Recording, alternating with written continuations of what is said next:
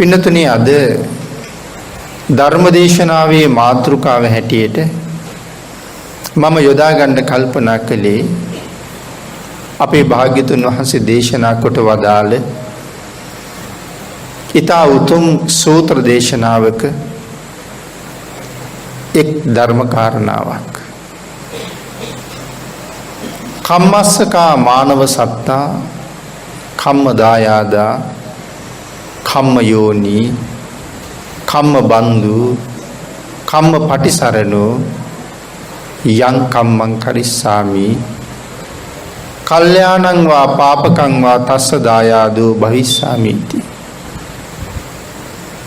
මේ දේශනා පාඨයේ අන්තර්ගත වෙන්නේ චුල්ල කම්ම විභංග සූත්‍රයේ කියන සූත්‍ර දේශනාවේ.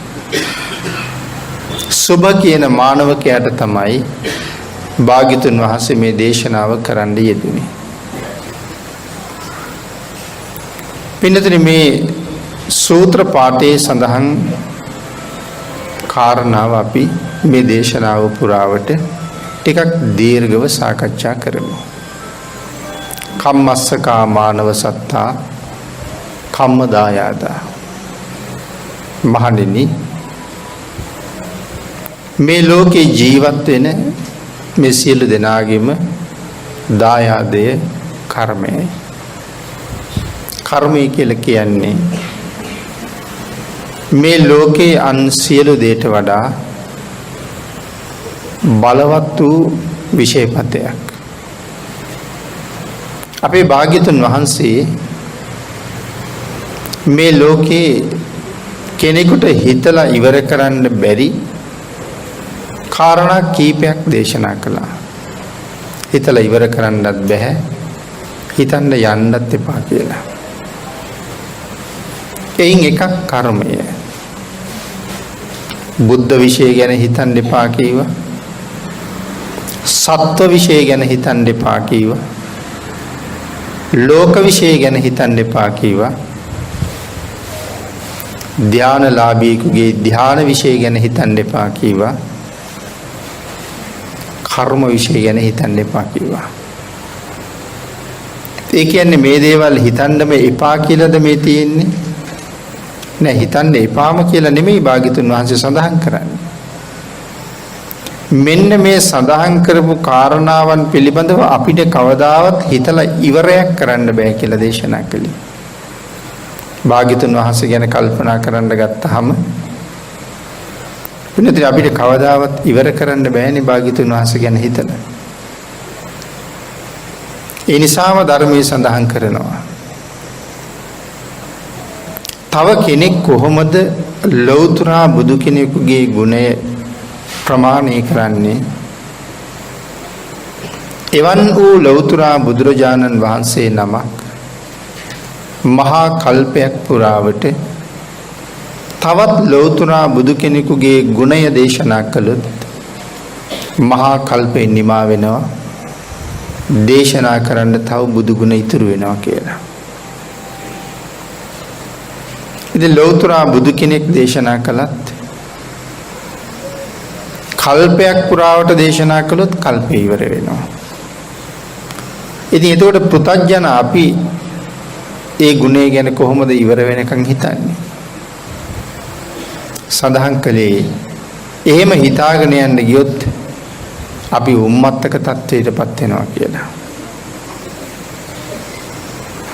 ලෝක විශ්යත් එහෙමයි.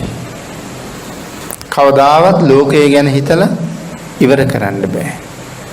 සත්ත්ව විශ්ය ගැන හිතලා ඉවර කරන්න පුළුවන් කමක් නෑ. ධානලාභීකුගේ ධාන විශ්ය ගැන හිතලා කවදාවත් ඉවර කරන්න පුළුවන් කමකුත් නැහැ. ඉතින් එතකොට මෙන්න මේ අචින්තේය කරුණු, මේ අචින්තේය සූත්‍රයේ තමයි සඳහන් කරන්නේ. මේ අචින්තේය කාරණා අතර කර්මයත් එක කාරණාවක්.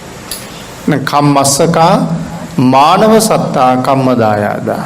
මේ ලෝකේ ඉපදිච්ච මේ මානව සත්වයාට කර්මය දායාදයි. ඒතර පින්නතනේ මේ කර්මය කියලා කියහම මෙතන මොන කර්මය ගැනද කතා කරන්නේ? කුසල කර්ම සහ අකුසල කර්ම පිළිබඳව කර්ම ගොඩක් තියෙනවනේ. ඒ අතර මෙතන කතා කරන්නේ කුසල් සහ අකුසල් සම්බන්ධව. ඒතර භාග්‍යතුන් වහන්සේ කාරණාව පැහැදිලි කරනවා. පින්නතුනි, මේ ලෝකයේ ඔබ මම අපි හැමෝම ජීවත් වෙනකොට මගේ කියාගත්ත දේවල් කොච්චර තියෙනවද? අපිට මගේ කියපු දේවල්, ගෙවල් දොරවල්, ඉඩකඩම්, යාන වාහන, හරක බාන, ඊට අමතරව තවත් බොහෝ දේවල් මගේ කියාගත්ත දේවල් තියෙනවා. නමුත් පින්නතුනි, අපි කවදා හරි මේ ලෝකෙන් යනකොට මගේම යයි හිතාගෙන හිටපු මේ කයත් මෙහෙ දාලා යනවා. මේ කයත් මෙහෙ දාලා නම් යන්නේ ඊට පරිබාහිරව අපි රැස් කරගත්ත කිසිම දෙයක් අපිට ගෙනියන්න පුළුවන්ද? ඊට පරිබාහිර කිසිම දෙයක් අපිට ගෙනියන්න පුළුවන් කමක් නැහැ. මෙහෙදි හරි හම්බ කරගත්ත සියලු දේවල් අපි මෙහෙ තියලා යනවා. පෙර සංසාරේ පෙර භවයක හරි හම්බ කරගත්ත සියලු දේවල් අපි එහි තියලා මෙහෙ ආවා. අඩුතරමේ නූල් පොටක්වත් ගත දවට ගන්නවත් අපි ගෙනාවේ නැහැ. මෙහෙන් යන්නේ ඒ විදිහටම තමයි. එතකොට අපි මෙහෙන් යනකොට අරන් යන වෙන කිසිම දෙයක් නැද්ද? භෞතිකමය වෙච්ච මොකවත්ම අපි ගෙනියන්නේ නැහැ. එතකොට අපි ළඟම ඉන්නේ හැම මොහොතකම මේ සංසාරේ අපිට පිහිට වෙන්නේ මෙන්න මේ කර්මය කියන ධර්මතාවය. ඒක භාග්‍යතුන් වහන්සේ හැඳින්වුවා කම්ම බන්දු කියලා. අපිට ඉන්න හොඳම නෑය කර්මයයි. මේ ලෝකේ තියෙන හොඳ සරණ කර්මයයි. කම්ම පටිසරණ කර්මයේ පිළිසරණ අපිට තියෙනවා. අපි ඒක ඉස්සරහට සාකච්ඡා කරමු.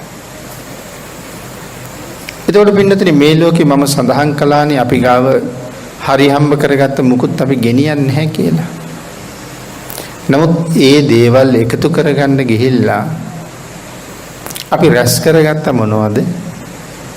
කර්ම. ඒ දේවල් එකතු කරගන්න ගිහිල්ලා අපි රැස් කරගත්ත කර්ම. ඒ රැස් කරගත්ත කර්ම අතර අකුසල කර්මක් තියෙනවා, කුසල කර්මක් තියෙනවා. ඒතර මේ ලෝකෙන් යනකොට අරන් යන්න තියෙන්නේ මොනවද? මේ දෙකම අරගෙන යනවා. අකුසල කර්ම සහ කුසල කර්ම. අන්නේ අරන් යන කර්මය තමයි තීරණය කරන්නේ ඊළඟට මොන වාගේ ඇඟක්ද මොහුට මේ සංසාරේ උරුම කරන්න කියලා. මේ ලෝකේ ජීවත් වෙනකොට කොච්චර බැඳීම් තියෙනවද අපිට? අපි පින්නතුන් දන්නව නේද? මේ හැම බැඳීමක්ම සංසාරයට බාධාවක් කියලා. අති භයංකාර සංසාර ගමනේ මේ සෑම බැඳීමක්ම ඔබට මට මහත් වූ බාධාවක් මිසක් පහසුවක්, යහපතක්, සරණක් බවට පත් වෙලා නැහැ. ඒ අසීමාන්තික බැඳීම් නිසා අපි මේ ලෝකේ කුසල කර්ම වලට වඩා බැඳීම් එක රැස් කළේම අකුසල කර්ම. නමුත් ඒ අකුසල කර්ම අනික් පුජ්‍යලයත් මාත් එක්ක සමගියෙන් භුක්ති විඳිනවද? පොදුවේ භුක්ති විඳිනවද? මම තනියමමයි භුක්ති විඳින්නේ. මම උදාහරණයක් සඳහන් කළේ. අපිට අපේ යාළුවෙක් කියනවා මම අද මෙහෙම ගමනක් යනවා. මම අද එන්නේ නැහැ. නමුත් අපේ ගෙදරට මම ගිය දිහා කියන්න එපා. ගෙදරට මෙහෙම කියන්න කියලා. ඒ කියන්නේ ගෙදරට කියන්නේ බොරුවක්. දැන් මගේ යහළුවත් එක්ක තියෙන සමීප සම්බන්ධතාවය නිසා මම ඔහු කියපු විදිහටම ඔහුගේ ගෙදර අයට බොරුවක් කියනවා. ඒතර මම මේ කියාගත්ත මුසාවේ අකුසලය අර යාළුවා පස්සේ වෙලා ඉල්ල ගන්නවද? එහෙම නැත්නම් ආවට පස්සේ මට ඒක දෙන්න පුළුවන්ද? එහෙම නැත්නම් තවත් කෙනෙක් වෙනුවෙන් අපි හොරකමක් කරනවා. අනුන් වෙනුවෙන් කරලා තියෙන්නේ. පින්නතුනි ඒකේ අකුසලයේ අපිට අනික් පුද්ගලයාට දෙන්න පුළුවන්ද?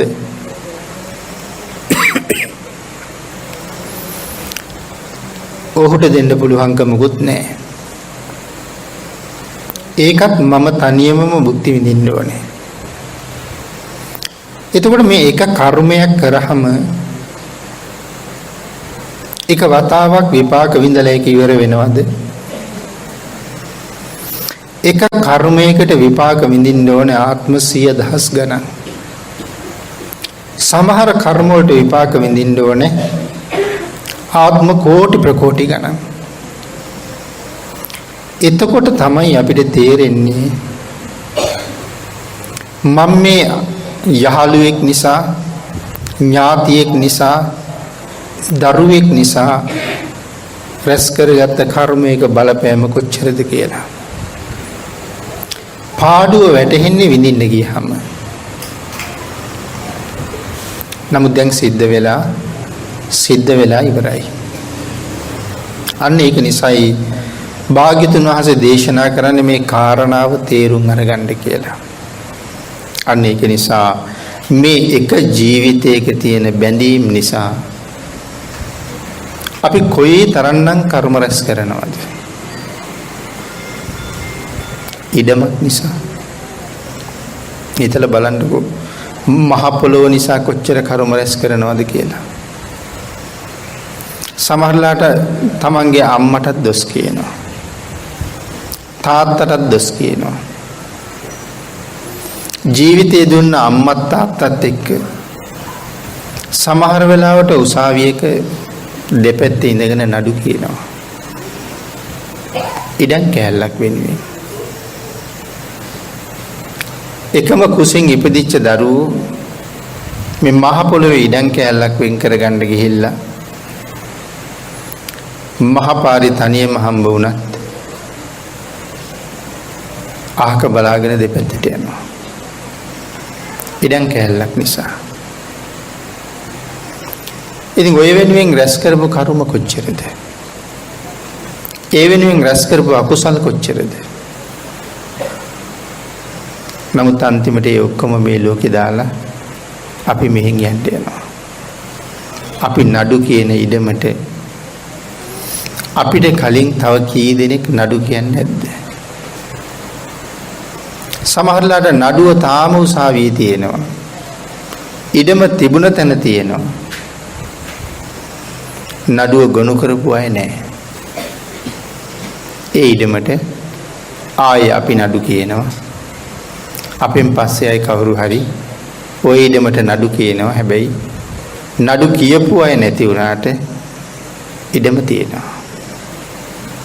නමුත් ඔය වාගේ කාරණාවල් වලට ගිහිලා කොච්චර කර්ම රැස් කරන්නද? පෞල් සංස්ථාවක් ගොඩනගන්න ගියාම අපි කොච්චර කර්ම රැස් කරනවද? ඉතින් අන්න ඒ වගේ බුදුරජාණන් වහන්සේ දේශනා කරපු විදිහට මේ යෝනිසෝ මනසිකාරය එහෙම නැත්නම් එළඹ සිටි සිහිය නැති හැම තැනකම අපි රැස් කරන්නේම අසීමාන්තික අකුසල කර්ම තමයි රැස් කරන්නේ. නමුත් මේ ජීවිතයේ තිබිච්ච මේ සියලුම බැඳීම් මේ ජීවිතෙන් පස්සේ ඔක්කොම ඉවරයි. එක ජීවිතයක් වෙනුවෙන් අනාගත ජීවිත කෝටි ගාණක් අනතුරේ දාලා තියෙනවා. ඒකේ පාඩුව තේරෙන්නේ පින්නතුනේ දැන් නෙමෙයි. අපේ ජීවිතයේ අවසාන කාලෙට යනකොට එක ජීවිතයක් වෙනුවෙන් අනාගත ජීවිත කීයක් මං විනාශ කරගෙනද තියෙන්නේ කියලා. නිකන් හිතලා බලන්න. මොන තරම් අපරාධයක්ද කරගෙන තියෙන්නේ කියලා. කර්ම ඵල දෙනකොට එක ජීවිතයකට ඵල දෙනවා නම් කමක් නැහැ. නැත්නම් එක කර්මයක් කරාම එක වතාවක් විපාක දීලා ඉවර වෙනවා නම් මේ සංසාරේ යම් පමණක් හොඳයි කියන්න පුළුවන්. නමුත් කර්ම විපාක දෙනකොට එක කර්මයක් ජීවිත දහස් ගණන් වල විපාක දෙනවා. පින්නතුනි දේවදත්තයන් වහන්සේ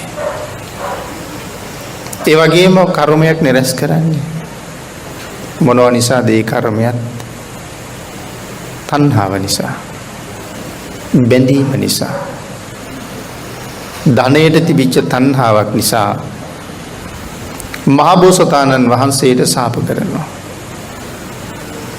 දේවදත්තයන් වහන්සේ සිල් ගුණ නැති කෙනෙක්ද? සාමාන්‍යයෙන් අපි දේවදත්තයා කියලාත් කතා කරනවා. ඇයි අපි එහෙම කතා කරන්නේ? භාග්‍යතුන් වහන්සේටත් බෝසතාණන් වහන්සේටත් කරදර කරපු නිසා අපේ හිතේ ඇති වෙලා තියෙනවා මොකද්ද? ද්වේෂය. ඒතර දැන් මම රැස් කරන්නේ කර්මයක් නෙමෙයිද? දැන් බලන්නකෝ දේවදත්ත මහතෙරුන් වහන්සේ සංසාරේ බැඳගත්ත වෛරයක් නිසා රැස් කරගත්ත කර්ම වලට දැනට අවීචියේ වන්දි ගෙවනවා. දැන් උන්වහන්සේ අවීචියේ භාග්‍යතුන් වහන්සේ පිරිනවම් පාලා. අපි තාමත් දේවදත්තයන් වහන්සේ ගැන කතා කරනකොට බොහොම ද්වේෂ සහගත සිතින් කතා කරනවා. අපි කර්ම එකතු කරගන්නවා තාමත්. දේවදත්තයන් වහන්සේ කියලා කියන්නේ අපිට එහෙම ද්වේෂ සිතින් කතා කරන්න පුළුවන් චරිතයක්ද? පින්නදිනේ සරියුත් මහරහතන් වහන්සේ වගේ දෙගුණයක් පෙරම් පුරපු කෙනෙක්. සාරිපුත්තයන් වහන්සේට යම් තාක් අපි සලකනවා නම් ඒ වාගේ දෙගුණයක් පෙරම් පුරලයි දේවදත්තයන් වහන්සේ ඉන්නේ. එහෙනම් අපිට එහෙම දේශ සහගතව සිතුවිල්ලක්වත් උපදවන්න පුළුවන්ද අපිට? නමුත් ඇයි මේ ද්වේෂය අපේ හිතේ උපදින්නේ? අර මුලින් සඳහන් කළා වගේ භාග්‍යතුන් වහන්සේට යම් යම් අවස්ථාවන් වල හිරිහැර කරන්න උත්සාහ කරපු නිසා.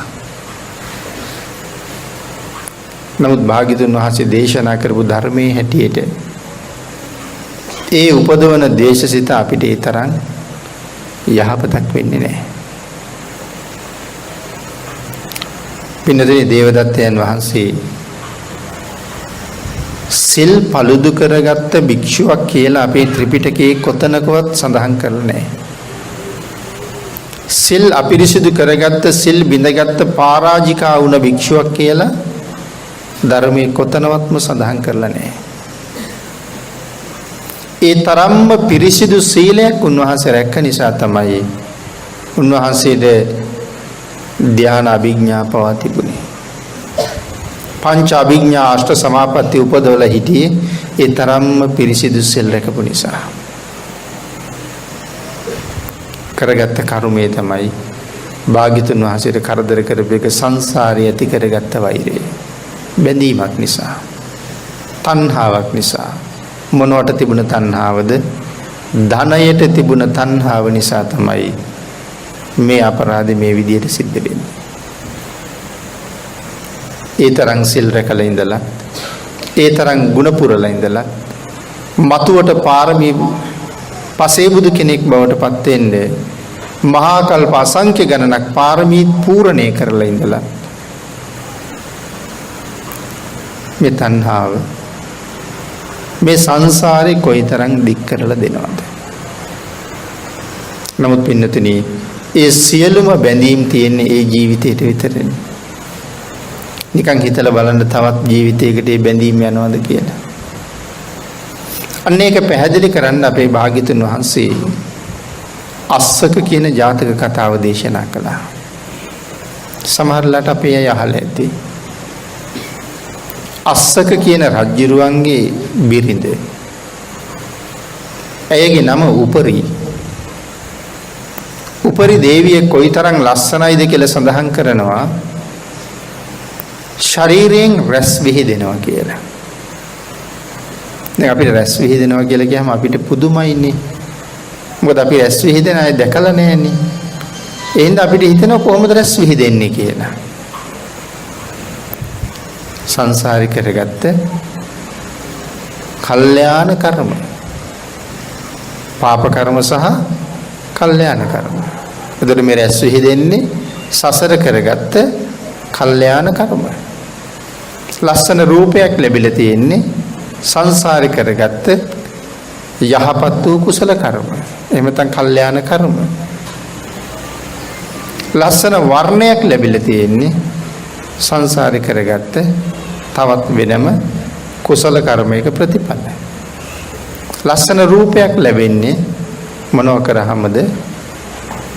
විශේෂයෙන් සඳහන් කළා මෛත්‍රී සිත් පෙරදරිව වාසය කරපු නිසා කියලා. ලස්සන වර්ණයක් ලැබෙන්නේ වත්ත දෝ හෝති වන්න දෝ කියලා සඳහන් කළා. වස්ත්‍ර දන් දුන්නාම ලස්සන ශරීර වර්ණ සම්පත් සහිතව උපදිනවා කියලා. වස්ත්‍රත් ලැබෙනවා, වර්ණත් ලැබෙනවා. පිළිතුරේ මේ කාරණාවල් වලට හේතු වෙන තව කුසල කර්ම ඕන තරම් තියෙනවා. මේක කාරණාවක් විතරයි. ඒතර ලස්සන වර්ණයක් ලැබෙන්නේ, ලස්සන රූපයක් ලැබෙන්නේ සංසාරේ කරගත්ත එක එක කුසල කර්ම වල ප්‍රතිඵල වගේම තවත් විවිධ කුසල කර්ම කරලා ප්‍රාර්ථනා ගුණ කරන්නත් පුළුවන්. උත්පලවන්නා රහත් මෙහෙණින් වහන්සේ නිල් මහ නිල් මල් පූජා කරලා මානෙල් මලක් වගේ ලස්සන වර්ණයක් ලැබෙන්න ඕනේ කියලා ප්‍රාර්ථනාවක් ගුණ කළා. ඒ නිසා ඒ වගේම පාටයි උත්පලවන්නා කියලා නමක් තිබ්බා. මහමුගලන් මහරහතන් වහන්සේ නිල් මහ නිල් මල් පූජා කරලා සංසාරي කරගත්ත ප්‍රාර්ථනාවකට අනුව උන්වහන්සේගේ ශරීර වර්ණයත් නිල් පාටයි. සමහර වෙලාවට අපි ජනප්‍රවාදී කතා කරන්නේ හුඟක් ඈත සංසාරික බැඳීමක් නිසා තමන්ගේ අම්මයි තාත්තයි ඝාතනය කරපු කර්මයේ අතුරුඵලයක් කියලා. බලන්නකෝ අම්මා තාත්තා ඝාතනය කරන්න හේතු උනේත් ඒත් බැඳීමක්. ඒ කර්මයේ අතුරුඵලයක් නිසා මහා මොග්ගල්ලාණන් වහන්සේ බොහොම කලුයි කියලා තමයි අපි කියන්නේ. නමුත් ධර්මයේ සඳහන් කරන්නේ නිල් මහ නිල් මල් පූජා කරලා කරපු ප්‍රාර්ථනාවකට අනුව උන්වහන්සේගේ ශරීර වර්ණයත් ඒ වගේ කියලා. මහා කප්පින මහරජුරුවන්ගේ බිසව අනෝජා දේවිය රන්වන් වූ අනෝජා මල් පූජා කරලා කරපු ප්‍රාර්ථනාවකට අනුව ලස්සන රන්වන් පාට ශරීරයක් ලැබිලා තිබුණා. ඒ වාගේ ප්‍රාර්ථනා ගුණ කරපු තව බොහෝ දෙනා ගැන මේ ධර්මයේ සඳහන් කරලා තියෙනවා. සෑම බැඳීමක්ම මේ ජීවිතයෙන් ඉවරයි.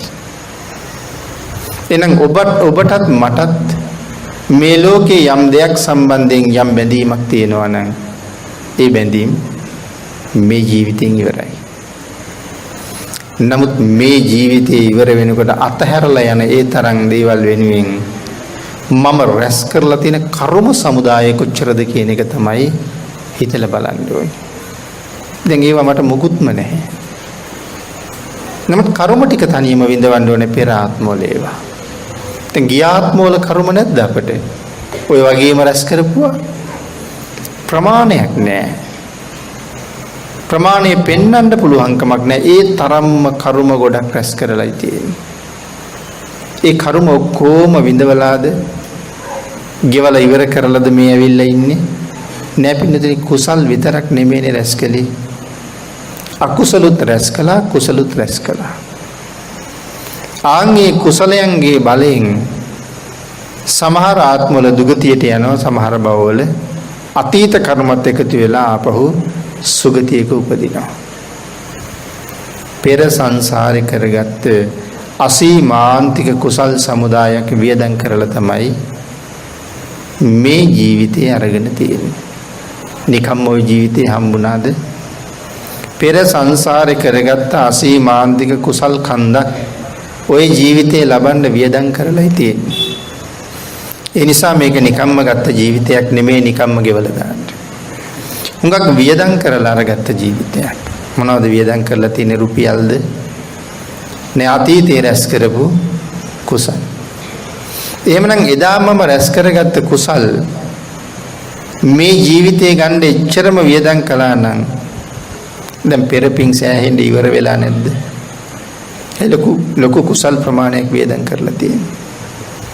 නමුත් ලොකු මුදලක් වියදම් කරලා අපි යමක් කරන්නේ ලොකු ආයෝජනයක් බලාපොරොත්තු වෙන්නේ නේද? ලොකු මුදලක් වියදම් කරන්නේ ඊට වඩා මුදලක් හම්බ කරන්න. එහෙනම් ලොකු කුසල් සමුදායක් වියදම් කරලා මේ ජීවිතේ ගත්තේ තිබුණට වඩා කුසල් එකතු කරලා එතන පුරවන්න. නමුත් දැන් පිරිවුවද කියලා හිතලා බලන්න. ජීවිතේ ගෙවිලා ගිහිල්ලා. නමුත් අර හිස් වෙච්ච කුසල් ප්‍රමාණය එහෙම්මම තමයි. ඒක පිරෙන්නේ බොහොම අඩුවෙන්. පෙර කරපු අකුසල කර්ම ඕන තරම් අපි ගාව තියෙනවා. දන්නේ නැති වුණාට පරණ පව් වලට ඔබටත් මටත් මේ වෙනකොට දඬුවම් නියම කරලායි තියෙන්නේ. අපි දන්නවද දැන් මොන දඬුවම් නියම වෙලාද කියලා? නියම වෙලා තියෙන දඬුවම් මොනවද කියලා දන්නෙත් නැහැ. අවස්ථාව ආවහම විඳින්න තමයි තියෙන්නේ. මේ වාගේ දුකක් විඳින කර්මයක් නම් මම පෙර කරලා නැහැ කියලා කීවට හරියනවද? නෑ, හම්බ වෙන එක විඳින්න වෙනවා. මං වෙනුවෙන් වෙන් කරලා තියෙන දඬුවම් ටික මගේ කර්මයට සාපේක්ෂව ඒක වැරදිලාවත් තවත් කෙනෙක් ගාවට යන්නේ නැහැ. ඒක එන්නේ මං ගාවටම තමයි. මේ ස්වභාව ධර්මය හරිම පුදුමාකාරයි. ඒ වගේම මේ ලෝකෙ වෙන කිසි කෙනෙකුට නැති තරම් පුදුමාකාර සූක්ෂමයි. හිතන්නකො ලෝකෙ මිනිස්සුම කොච්චර ජීවත් වෙනවද? ඊළඟට සත්තු ගත්තාම මොනතරම් ජීවත් වෙනවද? ඒ සියලු දෙනාම මේ ලෝකේ ජීවත් වෙලා කවදා හරි මේ ලෝකෙන් සමුගන්නකොට ඔහු මෙලොව ඉන්න කාලේ රැස් කරගත්ත පින්පව් ටික හරියටම ඔහු වෙනුවෙන් තීන්දුව වෙනවා. ඒතර මේ ලෝකේ කෝටි ගණන්ද ඉන්නේ. අසංඛ්‍ය ගණන් ඉන්න මේ සත්වයාගේ පින්පව් හරියටම ඔහු කරපුවා ඔහු වෙනුවෙන්ම වෙන් කරලා ඔහුටම දෙන්න මේ ස්වභාව ධර්මයේ තරම්ම සූක්ෂමයි. එක විදිහකට කිව්වොත් තේරෙන විදිහට කිව්වොත් ටිකක් දැනෙන්නේ මේ ලෝකේ ජීවත් වෙනකොට මං රැස් කරගත්ත සියලුම කුසල් සහ අකුසල් ස්වභාව ධර්මයේ තුල ලිපි ගුණයක තියෙනවා කියලා කියමු. මං යම් දවසක මේ ලෝකෙන් පිටත් වෙනවද? මගේ ලිපි ගුණය යා යුතු තැනට මං එන්න කලින් ගිහිල්ලා තියෙනවා. මං එනකන් මගේ ලිපි ගුණය එහි පරීක්ෂා කරලත් ඉවරයි. පරීක්ෂා කරලා විතරක් නෙමෙයි ඒ තියෙන තොරතුරු වලට අනුව ඊළඟට මට හම්බ වෙන්න ඕන ඇඟත් තීරණය කරලා ඉවරයි. ඕක කරන්න තප්පරෙන් 100න් පංගුවක්වත් ගත වෙන්නේ නැහැ. ඔය සියල්ල සිද්ධ වෙලා ඉවර වෙනවා. 100න් නෙමෙයි කෝටියෙන් පංගුවක්වත් වෙන්නේ නැහැ. ඉතින් ඒ නිසා අපි පෙර කරගත්ත අකුසල් පින්නතුනේ ඕන තරම් තියෙනවා. දඬුවම් නියම කරලා තියෙනවා. කොහාට නියම කරලාද දන්නේ. අන්න ඒක නිසා භාග්‍යතුන් වහන්සේ දේශනා කරනවා කම්ම යෝනි කියලා. කර්මය තමයි මට ඊළඟට ඉපදෙන්න තියෙන තැන තීරණය කරන්නේ. ඒකට තමයි කම්ම යෝනි කියලා කියන්නේ. කවුද දන්නේ ඊළඟ භවයේ කොහේ ඉපදෙන්න තීන්දුව වෙලාද කියලා? දැනට තීන්දුව කොහාට තියෙනවද දන්නේ නැහැ. හැබැයි තීන්දුව වෙනස් කරන්න පුළුවන්. කාටද වෙනස් කරන්න පුළුවන්? ඒක වෙනස් කරන්න පුළුවන්කම තියෙන්නේ මටමයි. මේ වෙනකොට තීන්දුව වෙලා තියෙන ඇඟ නිරේකද දන්නේ නැහැ. තිරිසන් ලෝකෙද දන්නේ නැහැ. තිරිසන් ලෝකේ කුරුමිනියෙක් වෙන්න පුළුවන්. ඉහෙන මැස්සෙක් වෙන්න පුළුවන්. කෝඳුරුවෙක් වෙන්න පුළුවන්. මදුරුවෙක් වෙන්න පුළුවන්. මලකුණක් අනුභව කරන පණුවෙක් වෙන්න පුළුවන්. වැසිකිලි වලක අසුචි අනුභව කරන පණුවෙක් වෙන්න පුළුවන්. එත සාගරයක මාළුවෙක් වෙන්න පුළුවන්. මම දන්නේ ඊළඟට මගේ ඇඟ කොහාට කොහොම තීරණය වෙලාද කියලා. නමුත් මේ එක තැනකවත් නෙමෙයි කියලා අපිට කියන්න පුළුවන්කමක් තියෙනවද? පින්නතුනි, සංසාරي කරගත්ත අසීමාන්තික අකුසලුත් එක්ක තෙරක් පරක් පේන්නේ නැති, ඉමක් කොනක් දකින්නේ නැති, මේ නිමක් නැති මේ සංසාරේ ඔබත් මමත් ඉපදිච්ච නැති ආත්මයක් තියෙනවද? නිරයවල් වල මොන තරම් ඉපදිලා ඉන්නේ නැද්ද? තිරිසන් ලෝකවල, പ്രേත ලෝකවල, අසුර ලෝකවල කොයි තරම්නම් අපි ඉපදිලා ඉන්නේ නැද්ද? මලකුණු වල ඉපදිලා මලකුණු කකා ජීවත් වෙච්ච කාලේ කොහොම වෙන්නේ නැද්ද? වැසිකිලි වල ඉපදිලා අසුචි අනුභව කරපු ආත්ම කෝටි කීයක් ඇද්ද මේ වෙනකොට? නමුත් කොහොව වුණත් දැන් ඒ ඔක්කොම ඉවරනේ. මලකුණු අනුභව කරපු කාලෙත් ඉවරයි. අසුචි අනුභව කරපු කාලෙත් ඉවරයි. අනුන්ගේ ලේ බීපු කාලෙත් ඉවරයි. මේ නොඑක් ආත්මවල ඉපදිලා ඒ ගෙවපු දුක් දැන් ඔක්කොම ඉවරයි. දැන් හොඳ ආත්මයක් ලැබිලා තියෙනවා. ඒතර දැන් තීරණය කරන්න ඕනේ මම ආයෙත් සැරයක් මලකුණු අනුභව කරනවද කියලා. එම සඳහන් කළේ මරුණු සතෙක් නරක් වුණාම කොයිතරම් දුර්ගන්ධයිද? සමහරවිට අපි කියනවනේ ඔළුවේ කැක්කුමයි කියලා. ඒ දුර්ගන්ධය නිසා. සමහර කෙනෙක් දවසක් දෙකක් යනකම් කෑම කන්න ගියත් ඒක දැනෙනවා. නමුත් ඒ මලකුණ අනුභව කරන සුදුම සුදු පාට පණුව කෝටි කීයක් ඒ මල කඳේ ඉන්නවද? ඉතින් මේ මල කඳේ ඉන්න ඒ පණුව අපි වාගේ මනුෂ්‍ය ජීවිත ගෙවපු නැති ඇයිද? ඒ ඉන්නේ කාලයක් මනුෂ්‍ය ලෝකේ ජීවත් වෙච්ච අය.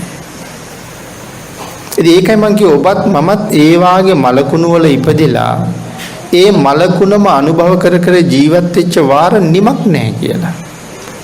නමුත් ඒ කොච්චර එහෙම අනුභව කළත් දැන් ඒ කාලේ ඉවරනේ. එතකොට දැන් මේ දහමට අනුව තීරණය කරන්න ඕනේ අනාගතෙත් මං ඒ වාගේ මනකුණු අනුභව කරනවද කියලා.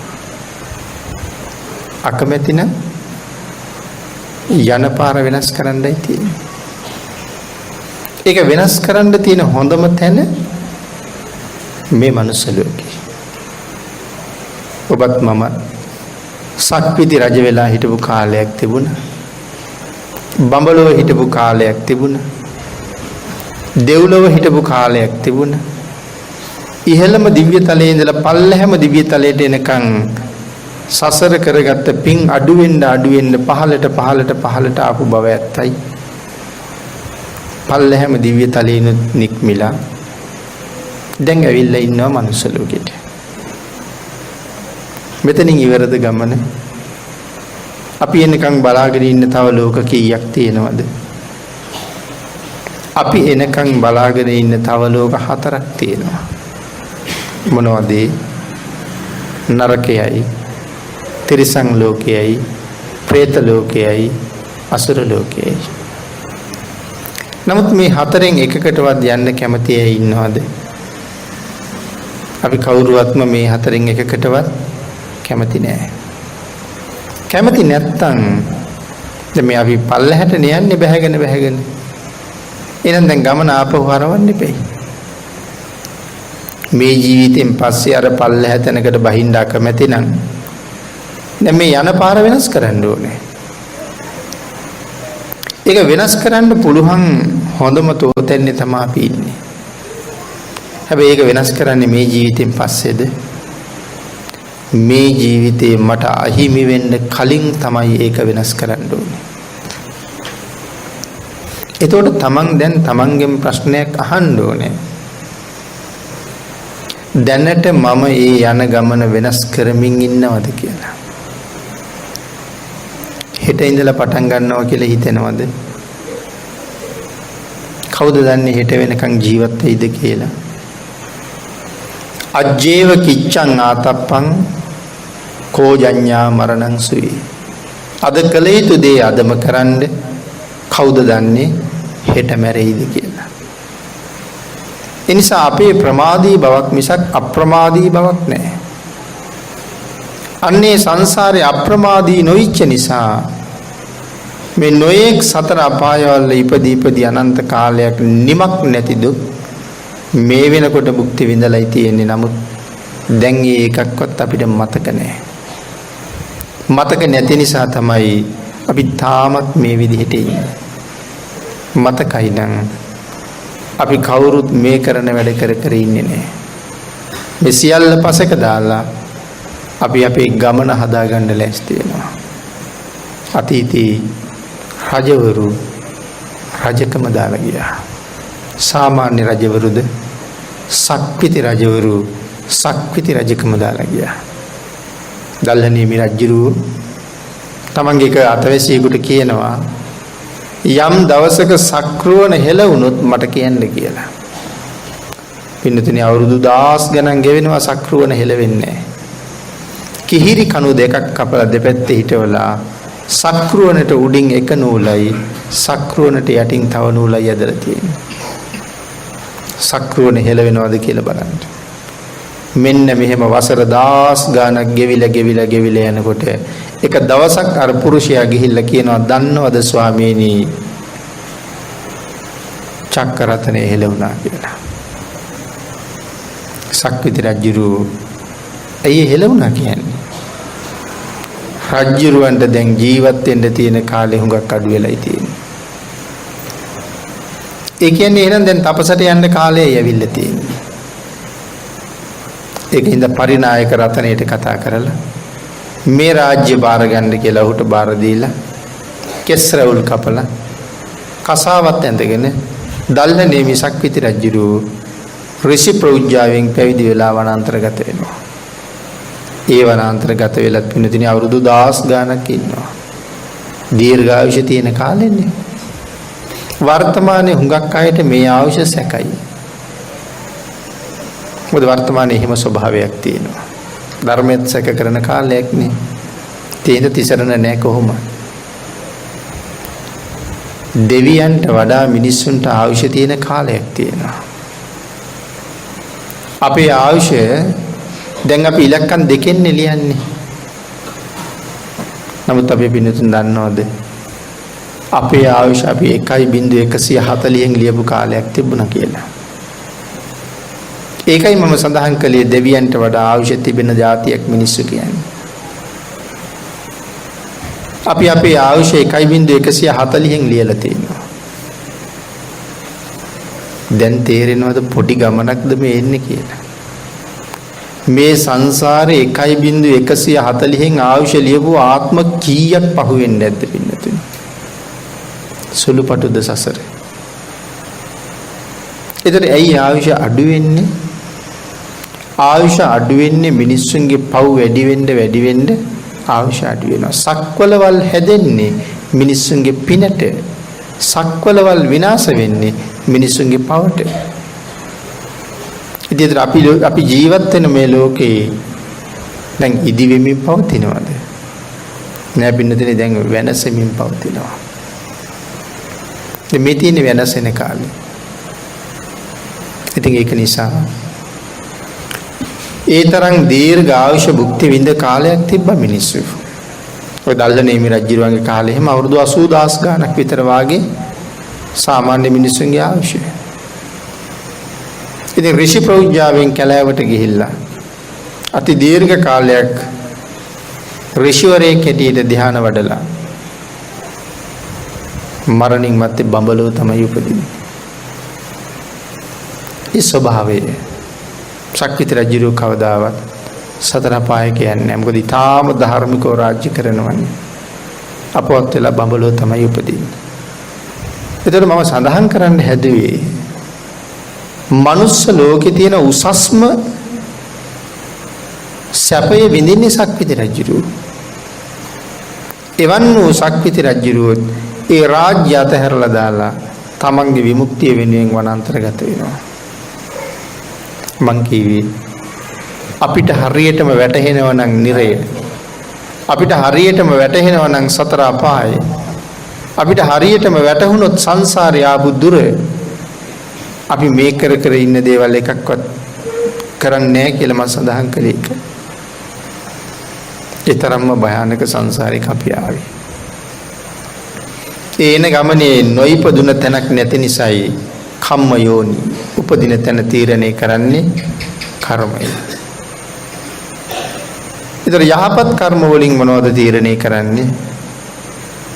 විශේෂයෙන් උපදින තැන, සුගතියක උපදින තැන තීරණය කරනවා සීලය. දුගතියක උපදින තැන තීරණය කරන්නේ අකුසලයේ. ওই දෙකම එකතු කරලා තමයි උපදින තැන තීරණය කරන්නේ කර්මයයි කියලා සඳහන් කරලා තියෙනවා. කුසල කර්ම හොඳ තැනක උපද්දවනවා, අකුසල කර්ම පහත් තැනක උපද්දවනවා. ඉතින් මේ කාරණාව කම්ම යෝනි කියලා චුල්ලකම්ම විභංග සූත්‍රයෙන් භාග්‍යතුන් වහන්සේ පැහැදිලි කරනවා. කම්ම බන්දු කාටද පින්නතුනි? බන්දු කියලා කියන්නේ ඥාතියට, හිතවතට. අපි බන්දු මිත්‍රාදීන් කියලා අපි කියනවා. බන්දුවරයා කියලා කියනවා යහළුවට. ඒත් හොඳම හිතවතට තමයි මේ බන්දු කියලා කියන්නේ. ඒතර කම්ම බන්දු, මේ ලෝකේ මට ඉන්න හොඳම හිතවතා කවුද? පින්නතුනි දෙන්න උත්තර හුඟක් තියෙන්න පුළුවන්. හැබැයි මට ඉන්න හොඳම හිතවතා කර්මය කියලා කිව්වේ නැත්තම් අනිත් හැම දෙයක්ම වැරදි. මොකද හොඳමම හිතවතාන්නේ දැන් ඔය ඉන්න මොන තරම් හිතවත් වුණත් දරුවෙක්වත් අපි මැරලා යනකොට එනවාද අපිත් එක්ක? ස්වාමියාට බිරිඳ එක්ක යන්නත් බෑ, බිරිඳට ස්වාමියා එක්ක යන්නත් බෑ. ඒ සියලු බැඳීම් ටික මේත් එක්ක ඉවරයි. නමුත් මම මේ ලෝකේ අතහැරලා මෙහෙන් යනකොට මාවත් නොහැර මග පස්සෙන් එනවා නම් යම් ධර්මතාවයක්, ඒකට කියන්නේ කර්මය කියලා. ඒ ලෝකෙටත් මාත් එක්ක එනවා. අන්න ඒක නිසා කර්මය තමයි මට ඉන්න හොඳම නෑ. දුකට සැපට දෙකටම ඉන්නවා. කුසල කර්ම රැස් කරගත්තොත් ඊටාම උසස් තැනකට මාව අරන් යනවා. අකුසල කර්ම රැස් කරගත්තොත් සංසාරී ඊටාම පහත් තැනකට මාව තීන්දුව කරනවා. කෙසේ වෙතත් මමම රැස් කරගත්ත කර්ම මමම විඳින්න ඕනේ. කාටවත් බාර දෙන්න පුළුවන්ද? කාටවත් බාර දෙන්න පුළුවන් කමක් නැහැ කර්ම. ඉතින් ඒකට අපි කල්පනා කරන්න ඕනේ මේ සංසාරේ මොන තරම්නම් කර්ම කළාද කියලා. මේ ජීවිතෙන් මොන තරම් කර්ම කළාද කියලා. භාග්‍යතුන් වහන්සේ ඒකයි අවවාද කළේ. උපන් අකුසල් යටපත් කරන්න, නූපන් අකුසල් නූපදවන්න. උපන් කුසල් වඩා වර්ධනය කරන්න, නූපන් කුසල් උපදවන්න කියලා. ටිකක් විවේකීව නිදහසේ කල්පනා කරලා බලන්න ඕනේ. උපන් අකුසල් යටපත් කරන බව, නූපන් අකුසල් නූපදවන බව තියෙනවද කියලා. අලුතෙන් ඉපදිලා නැති කර්ම කීයක් දවසක් ගෙවිලා ඉවර වෙනකොට රැස් වෙනවද? අලුත් කර්ම කීයක් රැස් කරලාද? එහෙම කර්ම රැස් වෙන මාධ්‍ය කොච්චර තියෙනවද? දුරකථනයේ කර්ම රැස් වෙන මාධ්‍යයක් නෙමෙයිද? රූප වාහනයේ කර්ම රැස් වෙන මාධ්‍යයක් නෙමෙයිද? ගුවන් විදුලියේ කර්ම රැස් වෙන මාධ්‍යයක් නෙමෙයිද? නිකන් හිතන්නකෝ එක ක්‍රීඩා තරංගයක් නරඹන්න රූප වාහිනිය ගාව ඉඳගත්ත කියලා. කී පාරක් ද්වේෂය ආවද කියලා බලන්න. එක තරංග එක කැමති විදිහට. මේ කවුරුවත් සෙල්ලම් කරන්නේ, ක්‍රීඩා කරන්නේ. කවුරුවත් ධනය හම්බ කරගන්නේ. නිකන් හිතන්නකෝ ටෙලි නාට්‍යයක් චිත්‍රපටියක් බලන්න වාඩි වුණා කියලා. ඕකේ අපි හැම වෙලාවෙම දෙපැත්තට බෙදෙනවන්නේ. මං කැමති පිරිසක් සහ අකමැති පිරිසක් හැටියට. මං කැමති අයත් මං අකමැති අයත් ඒ වේදිකාවෙන් බැහැලා යනකොට ලක්ෂ ගණන් අරගෙන යන්නේ. ඒක නාට්‍යයක් රඟපාලා ඉවරනකොට ඒගොල්ලෝ කෝටි ගණන් ඒගොල්ලෝ හම්බ කරගන්නවා. නමුත් මම අවුරුදු ගානක් හැමදාම ඒක දිහා බලාගෙන අර පුටුවට එලා ඉඳගෙන මොන තරම් ද්වේෂසිත උපදව ගත්තද? හිතලා බලන්න මොන තරම් ද්වේෂසිත ඉපදුනාද කියලා. මොන තරම් රාගසිත ඉපදුනාද සමහර තැන්වල. කොයිතරම් මෝහසිත ඉපදුවාද? ඒගොල්ලෝ මුදල් අරන් වේදිකාවෙන් බහලා යනකොට අපි අලුත් කරුම අරන් ගිහලා ඇඳට ගොඩ වෙලා නිදා ගන්නවා. හෙටත් දෙටත් හෙට හවසටත් මෙතෙක් ඉපදිච්ච නැති අලුත් කරුම ටිකක් ඒ නාට්‍ය නිසා මට උපදිනවා. එහෙම හිතලා බලන්න දවසකට කරුම කොච්චරනම් රැස් කරනවද කියලා. මම එක උදාහරණයක් කිව්වේ තව හිතන්න දේවල් ඕන තරම් තියෙනවා. සමහර සාදයකට වගේ ගිහිල්ලා ඔය එක එක සංදර්ශන වලට ගිහිල්ලා මොනතරම් කරුමත් අරගෙන දාපහු වෙන්නේ. ඊතර භාග්‍යතුන් වහන්සේ කියපු කාරණාව අපිට එපා කීවද භාග්‍යතුන් වහන්සේ? එපා කීවා. ආදීනව පෙන්නවා. කැමැතිද අකමැතිද කියන එක අපේ කාරණාවක් අපේ වගකීමක් විතරයි. මග කියලා දෙන්න විතරයි භාග්‍යතුන් වහන්සේට පුළුවන්. ඒ නිසා පින්නතුනි මේ කර්මය කියන දායාදේ මේ සංසාරේ මේ තාක් මම අරගෙන යනවා. ඒකයි දේශනා කළේ අනමතග්ග සංයුත්තේ. ඒක අම්මා කෙනෙක් වෙනුවෙන් මේ සංසාරේ අඬාපු කඳුළු සාගර ජලයට වඩා වැඩි කියලා. ඒ කියන්නේ මේ ජීවිතේම මගේ අම්මා වෙනුවෙන් පෙර ජීවිතවලත් මං අඬලා තියෙනවා. හැම වෙලාවෙම අඬපු කඳුළු ගැන නෙමෙයි කියන්නේ. ඇය මැරුණාම අඬපු කඳුළු ගැන. එතකොට එකම අම්මා වෙනුවෙන් සාගරයට වඩා කඳුළු සාගරයක් එකතු වෙන්නේ ඒ අම්මා වෙනුවෙන්ම කොයිතරම් අඬලද? ඒ කියන්නේ අද දැන් ළඟ ඉන්න අම්මා වෙනුවෙන් මීට පෙර අඬාපු කඳුළු සාගර ජලයට වඩා වැඩි කියලා භාග්‍යතුන් වහන්සේ දේශනා කරනවා. පිළිතුරු හොඳට අවධාරණයෙන් අහලා බලන්නකෝ භාග්‍යතුන් වහන්සේගේ උදාහරණ. අන්‍ය ශාසනයක හැම වෙලාවෙම උදාහරණේ ලොකුයි කාරණාව කුඩයි. උදාහරණේ ලොකුයි කාරණාව කුඩයි. දැන් අපි නිකන් කතා කරනකොට බලන්නකෝ. අපි කියමු කවුරු හරි ඌරෙක් මරලා කියලා. අපි තව කෙනෙකුට ගිහිල්ලා කියනවා අහවලා ඊයේ ඌරෙකුට වෙඩි තියලා ගොනෙක් විතර ඇති කියලා. උදාහරණේ ගොනෙක්. නමුත් ඌරා ගොනෙක් තරම් කොහොමද ලොකු වෙන්නේ නැහැ. නමුත් ඒක ගොඩක් ලොකු කරලා උදාහරණයක් පෙන්නලා තියෙනවා. අපි කියමු අපි ලොකු ජලාශයක් බලන්න යනවා. ගිහිල්ලා අනික් අයට කියනවා ඒක මහා සාගරයක් වගේ කියලා. උදාහරණේ මොකද්ද? සාගරය. නමුත් ජලාශය කොහොමද සාගරයක් වගේ වෙන්නේ කියලා අපි දන්නවා. ඒකයි කියේ අන්‍ය ශාසනවල අන්‍ය උදාහරණ හැම වෙලාවෙම උදාහරණේ ලොකුයි කාරණාවට වඩා. මේ බුද්ධ ධර්මයේ උදාහරණේ කුඩයි කාරණාව ලොකුයි. ඒක තමයි බුදු දහමේ අනිත් තැන් වලයි තියෙන උදාහරණ වල තියෙන වෙනස. භාග්‍යතුන් වහන්සේ දේශනා කරන්නේ එකම මව වෙනුවෙන් සංසාරේ හඬාපු කඳුළු සාගර ජලයට වඩා වැඩි කියලා. ඒතර උදාහරණේ සාගර ජලයේ කඳුළු ඊට වඩා වැඩි කියලායි දේශනා කරලා තියෙන්නේ. මේ සංසාරේ මීගවෙක් වෙලා නැත්නම් එළුවෙක් වෙලා එහෙම නැත්නම් ඌරෙක් වගේ සතෙක් වෙලා බෙල්ල කපාපු දෙනින් ගලාගෙන ගියපු රුධිරය සාගර ජලයට වඩා වැඩි කියලා දේශනා කළා.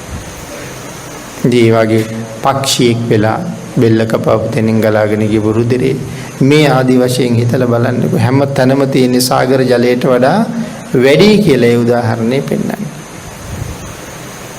ඉතින් ඒ තරම් දීර්ඝ සංසාරික මේ ඉන්නේ. එන්නේ ඒක හරියට අවබෝධ වෙනවා නම් ඒකයි මම සඳහන් කළේ මේ කරන වැඩ ඔක්කොම නවත්තලා අපි මේ සංසාරයෙන් එතර යන්න කටයුතු කරනවා. නමුත් පෘථග්ජන අපිට ඒක නොතේරෙන නිසා අපි තාමත් මේ පංචකාම ලෝකයේ මායාවේ දැලේ තීති ජීවත් වෙනවා. ඔක හරි ලස්සනට භාග්‍යතුන් වහන්සේ දේශනා කළා. මායාවේ ලෝකේ අපි ජීවත් වෙන බව. සකුණක්ගේ කියන සූත්‍රයෙන් තමයි ඒ උදාහරණේ භාග්‍යතුන් වහන්සේ මනාව සපයලා තියෙන්නේ. අපිට දේශනා කළේම මහණෙනි යෝනිසෝ මනසිකාරයෙන් කටයුතු කරන්න. ඒ කියන්නේ හැම වෙලාවෙම එළඹ සිටි සිහිය තියාගන්න කියලා. එළඹ සිටි සිහිය යම් කෙනෙක් ළඟ තියෙනවා නම් අපිට රූප වාහනිය ගාව ඉඳලා තරහ යන්නේ නැහැ. එළඹ සිටි සිහිය තියෙනවා නම්. ඒ සිහිය නැති නිසා තමයි තරහ යන්නේ. සමහර කෙනෙකුගේ දේශේ පාලනයක් නැහැ. සමහරට රූප වාහනිය යන්ත්‍රයටත් පහර දෙනවා. අපි ඒ තරම්ම මෝහයටපත් වෙනවා. එළඹ සිටි සිහිය නැහැ. භාග්‍යතුන් වහන්සේ දේශනා කරනවා ඒ සිහිය නැති වුණ හැම වෙලාවෙම ඔබ ඉන්නේ අනතුරක් එක්ක කියලා. ඒකනේ සකුණක්ගේ සූත්‍රයෙන් සඳහන් කරන්නේ. පුංචි කුරුල්ලෙක් ඉන්නවා කැට කුරුල්ලෝ කියලා. කැට කුරුල්ලගේ තාත්තා කියනවා පුතේ තාත්තගේ ප්‍රදේශයෙන් එළියට යන්න එපා එහෙම වුණොත් උඹට කරදරයි කියලා. තාත්තා කියපු දේ අහන්නේ මෙයා යනවා ඉගිල්ලෙන්න. උකුස්සෙක් ඇවිල්ලා අල්ල ගන්නවා.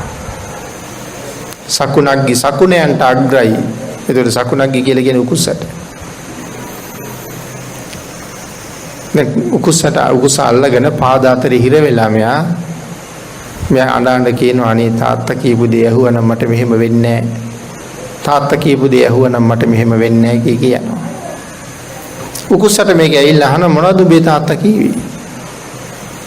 මෙයා කියනවා මගේ තාත්තා කිව්වා තාත්තගේ ප්‍රදේශයේ හිටියනම් මට කරදරයක් වෙන්නේ නැහැ කියලා. මොකද්ද මේ තාත්තගේ ප්‍රදේශය කියලා ඇහුවා. ඒතර සඳහන් කළා මගේ තාත්තගේ ප්‍රදේශය තමයි හීහාලා තියෙන ප්‍රදේශය. කුඹුරක හීහාලා තියෙන ප්‍රදේශය තමයි තාත්තගේ ප්‍රදේශය. උගුස්සාර කුරුළු පැටියා නිදහස් කරලා කියනවා එහෙනම් උඹේ තාත්තගේ ප්‍රදේශයට ගිහිල්ලා බලාපන් මං ඔබ වල්ලන්නේ නැද්ද කියලා. කුරුළු පැටියා ඇවිල්ලා පස් කැටයක් උඩ වැහුවා. එයාට අහසේ හයියෙන් ඉගිල්ලෙන්න බැරි වුණාට පස් කැටේ ඇසට රින්ගන්න බොහොම වේගෙන් පුළුවන්. උගුස්සා ටිකක් ඉහළ අහසේ කැරකිලා ඇවිදලා පියාඹලා දැන් තීරණය කරනවා කුරුළු පැටියා ගාවට යන්න. දැන් කුරුළු පැටියත් අනුමාන කරනවා දැන් මේ වෙලාවේ හැටියට මං ගාවට එන්න පිටත් වෙන්න ඕනේ. එයත් කාලය හරියට ගණනය කරනවා. උකුස්සා වේගෙන් ගොදුර ගාවට පාත් වෙන හඬ කුරුළු පැටියට ඇහෙනවා. හොඳටම ලං වෙනකන් ඉඳලා පස් කැටේ ඇසට රිංගුවා. උකුස්සට ආපු වේගය පාලනය කරන්න බැරි වුණා. උකුස්සගේ පපුව වැදුනා අර පස් කැටේ. උකුස්ස එතනම මැරිලා වැටුණා. සකුණයන්ට අග්‍ර වූ උකුස්සව මරලා දාන්න කැට කුරුල්ලට තමන්ගේ තාත්තගේ ප්‍රදේශයේදී කොච්චර පහසුද? උකුස්සගේ ප්‍රදේශයේ තියෙන අහසේ ගොඩාක් උඩ. අපි උනත් සාමාන්‍යයෙන් දකින්න පල්ලෙහින් උකුස්ස ගමන් කරනකොට අර කවුඩෝ වගේ කළු පාට කුරුල්ලු සමහර කපුටෝ වගේ සත්තු පවා උකුස්සන්ට එළවෙලව පහර දෙන අවස්ථා තියෙනවා. හැබැයි උකුස්සගේ ප්‍රදේශයට ගියහම එයා හරි බලවත් උකුස්සගේ ප්‍රදේශයේ තියෙන්නේ ගොඩාක් අහසේ උඩ. අපි දකින්න උකුස්සු ඉගිල්ලෙනවා. නිකන් වලාකුළු ළඟින් යනවාද වගේ කියලා හිතෙන තරමට හුඟක් ඉහළ තමයි උකුස්සගේ ප්‍රදේශයේ තියෙන්නේ. ගොදුරක් ගන්න පහළට ආවත් එයා බොහොම වේගෙන් ඉහළට යනවා. මේ උදාහරණයෙන් භාග්‍යතුන් වහන්සේ දේශනා කරනවා මහණෙනි තාත්තගේ ප්‍රදේශයෙන් එළියට යන්න එපා කියලා. එතකොට මේ තාත්තගේ ප්‍රදේශය කියලා කියන්නේ කාගේ ප්‍රදේශයටද? භාග්‍යතුන් වහන්සේගේ සීමාවෙන් එහාට යන්න එපා කියලා. ඒ සීමාව ඉක්මවල එළියට යන ඔබට මට මොන වෙලාවෙ අනතුරක් වෙනවද කියලා දන්නේ නැහැ. ඒ කියන්නේ මරණය කොයි වෙලාවෙ එළඹෙයිද දන්නේ සතර අපායට කොහොම තීරණය වෙයිද දන්නේ. ඒක නිසා මොකද්ද භාග්‍යතුන් වහන්සේගේ ප්‍රදේශය? භාග්‍යතුන් වහන්සේගේ ප්‍රදේශය තමයි සතර සතිපට්ඨාන. එළඹ සිටි සිහියෙන් යෝනිසෝ මනසිකාරයෙන් හැම වෙලාවෙම ජීවත් වෙන්න කියලයි භාග්‍යතුන් වහන්සේ අපිට දේශනා කරන්නේ. නමුත් මේ දේශනාවට අපි කී කරුද? අපිට කියන්නේ බෞද්ධ කියලා. අපිට බෞද්ධ කියලා කීවට ඉතින් මේ කාරණාව කීවට කමක් නෑ. අපි ඒක හදාගත්තේ නැත්නම් අපිට කවදාවත් බෞද්ධ වෙන්න බැරුව යනවනේ. අපිට බෞද්ධ කියලා කීවට මේ ලෝකේ ඇත්තටම බෞද්ධයෝ කීයෙන් කී දෙනෙක් ඇද්ද? හැබැයින්ම බෞද්ධ කියලා කියන්නේ භාග්‍යතුන් වහන්සේ සරණ ගියපු කෙනාට, බුදුන් සරණ ගියපු කෙනාට තමයි බෞද්ධ කියලා කියන්නේ. ඒතර යම් කෙනෙක් තාමත් භාග්‍යතුන් වහන්සේ සරණ ගියා කියලා හිතාගෙන විතරනම් ඉන්නේ.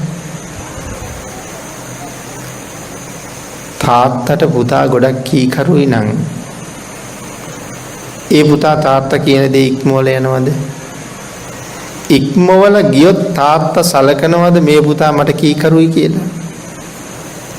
ගුරුවරයාට ශිෂ්‍යෝ කීකරුයි නම් කීකරු ශිෂ්‍යයා ගුරුවරයාගේ වචනයට හොඳටම අවනත වෙනවා. ගුරුවරයා කියන වැඩේ හරියටම කරනවා. හැබැයි ඒ ගුරුවරයාට ඒ ශිෂ්‍යයාට ගුරුවරයාගෙන් හොඳ ප්‍රශංසා හම්බ වෙනවා.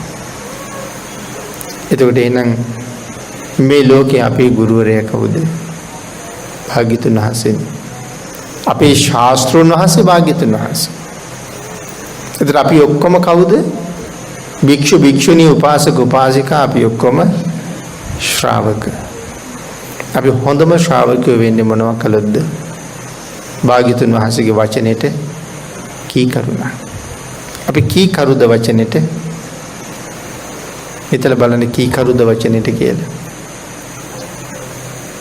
එතකොට තේරෙනවා මම බෞද්ධ වෙලාද කියලා. එතකොට තමයි තේරෙන්නේ අපි ගාව තියෙන බෞද්ධ කියලා ලේබල් එකක් විතරයි කියලා. හැබැයිම බෞද්ධයෙක් වෙච්ච දවසට භාග්‍යතුන් වහන්සේගේ සරණ ඔබ මම වෙනුවෙන් අඩු නැතුව ලැබෙනවා. ඒ සරණ ලැබෙන්න පටන් ගන්නවා කියලා කියන්නේ මරණයත් එක්කම අපි සුගතිගාමී වෙනවා කියන එක. ඒ බව ධර්මයේම විශේෂයෙන් සඳහන් කරනවා බුදුන් සරණ ගියපු කෙනා නිරයගාමී වෙන්නේ නැහැ කියලා. මරණයත් එක්කම මොකද වෙන්නේ සරණ ගියපු කෙනාට? දේව කායං පරිපූර්ණෙස්සන්ති කියලා තියෙනවා. සාමාන්‍යයෙන් පාලියෙන් පූරේති කියලා කියන්නේ පුරවයි, සම්පූර්ණ කරයි, පූරේති. එතකොට ඒකට විශේෂණ පදයක් එකතු කරලා තියෙනවා පරිපූර්ණේති කියලා. දේවකායන් පරිපූර්ණේති, දෙවියන් අතර විශේෂයෙන් උපදිනවා බුදුන් සරණ ගියපු කෙනා කියලා. මූලාශ්‍රය කොහෙද තියෙන්නේ? මහා සමය සූත්‍රයේ 4 වෙනි ගාථාව. දැන් බලන්න බෞද්ධයෙක් වෙන එකේ ලාභය කොච්චරද කියලා. මම සඳහන් කළා මේ ජීවිතය අරගත්තේ පෙර කරපු පින් අසීමාන්තිකව වියදම් කරලා කියලා. ඒක අපි තීරණය කරන්නේ කොහොමද? පිළිතුරේ ඒක තීරණය කරන්නේ ඔකට උදාහරණයක් දක්වනවා නම් තියෙන හොඳම උදාහරණය පිළින්දි වච්චි මහරහතන් වහන්සේගේ චරිත කතාව. අහලා ඇති සමහර අය. පිළින්දි වච්චි මහරහතන් වහන්සේ කියන්නේ අපේ ශාසනයේ කවුද? දෙවියන්ට ප්‍රිය වූ භික්ෂුන් වහන්සේලා අතර අග්‍රස්ථානයේ නිදරන්නේ. ඉතින් උන්වහන්සේ පාරමිතාව පූර්ණේ කරන කාලේ ඉස්සරලාම පදුමුත්තර බුදුරජාණන් වහන්සේ ඇතුළු ලක්ෂයක් මහරහතන් වහන්සේලාට දවස් 7ක් දන් දීලා ඒ දවස් 7 අවසානයේ විශේෂ කුඩ විශේෂ සහ විශාල කුඩ ලක්ෂයක් පූජා කළා. පූජා කළා තමයි යහන්නේ ස්වාමීනි මගෙත් බලාපොරොත්තුවක් තියෙනවා ලෞතර බුදු කෙනෙක් ළඟ දෙවියන්ට ප්‍රිය වූ භික්ෂූන් අතර අග්‍රස්ථානයේ අරගෙනම සංසාරේ කෙරවල කරන්න මට ඒක ලැබෙනවද කියලා. තවත් මහා කල්ප ලක්ෂයක් ඇවෑමෙන් මේ ලෝකේ පහළ වෙනවා ගෞතම කියලා බුදු කෙනෙක්. උන්වහන්සේ ළඟ ඔබේ පාරමිතාව සම්පූර්ණ වෙනවා කියලා දේශනා කළා. එදා ඉඳලා එක දිගට පින් කළා. පාරමිතාව පූර්ණේ කළා. අපේ බුදුරජාණන් වහන්සේ ඒ තානාන්තරයේ පිළිඳි වච්චයන් වහන්සේට ප්‍රදානය කරන දවසේ අතීත චරිත කතාව කියනවා. අනේ එතකොට මතක් කරනවා මහණෙනි, එදා නියත විවරණ ලැබපු දවසේ ඉඳලා මේ පිළිඳි වච්චයන් මේ මනුස්ස ලෝකෙ ඉපදුනාද? හැම දවසකම ඔහුගේ හිසට ඉහළින් කුඩයක් තිබ්බා කියලා. මනුලව ඉපදිච්ච හැම ආත්මිකම හිසට ඉහළින් කුඩයක් තියෙනවා. ඒක කවුරුවත් ඉහළලා තියෙන කුඩයක් නෙමෙයි. කොහොම හෝ මොන ක්‍රමෙන් හරි අවුවෙන් වැස්සෙන් ආරක්ෂා කරනවා. ඉතින් මේ කාරණාව අතීත කතාව දේශනා කර කර ඉන්නකොට එක භික්ෂුන් වහන්සේ නම ධම්සභාවේ නැගිටලා භාග්‍යතුන් වහන්සේගෙන් අවසර ඉල්ලලා අහනවා, ස්වාමීනි මෙතෙක් ඉපදුන හැම ආත්මයකම කුඩයක් තිබුණා නම් කොයි ඒ කුඩේ මේ සැරේ කියලා ඇහුවා. මේ ජීවිතෙන් ඒ කුඩේ කෝ කියලා ඇහුවා. භාග්‍යතුන් වහන්සේ භික්ෂුන් වහන්සේට ප්‍රශංසා කළා. ඒ ප්‍රශ්නේ ඇහුවට ප්‍රශංසා කරලා දේශනා කරනවා, එදා නොලැබිච්ච විශේෂ දෙයක් ඔහු මේ ජීවිතේ ලැබුවා. මේ ජීවිතෙත් කුඩේ ඉහළෙන්න තිබුණ පින අර විශේෂ කාරණාව සඳහා වියදම් වුණා. විශේෂ කාරණාව ලැබුණා, කුඩේ හම්බුනේ නැහැ. මොකද්ද විශේෂ කාරණාව? මේ ජීවිතෙන් අරිහත් චත්‍රය ලැබුණා. මෙතෙක් කල් ඉපදිච්ච කුඩේ හම්බුනේ නැහැ. ඒ කියන්නේ කුඩේ ලැබෙන්න තිබුණ පිනත් අරහත්ත්වයේ සඳහා වියදම් වෙලා තියෙනවා. මං කියන්නේ හැදුවේ පෙර ජීවිතවල ඔබ විසින් මොනතරම් සිල් රැක්කද? පෙර ජීවිතවල ඔබ විසින් මොනතරම් පින් කළාද? ඒ කරපු පින් විශේෂ වශයෙන් වියදම් කරලා තියෙන්නේ. මුලින්ම මතක් කළා මොකටද වියදම් කළේ? මනුස්ස ජීවිතයක් ලබන්න. ඒතර මේ ලෝකේ ඉන්න අනික් මිනිස්සු පින් වියදම් කළේ නැද්ද? වියදම් කළා. හැබැයි ඒගොල්ලෝ වියදම් කළාට වඩා ඔබ වියදම් කළා. මොකටද? ලංකාව වගේ රටක බෞද්ධයෙක් වෙලා උපදින්න. ඔබට තේරෙනවද ලංකාවේ මිනිස්සු දුප්පත් ඇයි කියලා? දැන් අපි සංසාරේ ඉච්චරම පින් කළා නම් කෙනෙකුට හිතන්න බැරිද? එහෙනම් කෝ ඇමරිකාවේ අයට වගේ අපිට සල්ලි? එහෙනම් කෝ මැද පෙරදිග අයට වගේ අපිට සල්ලි කෝ?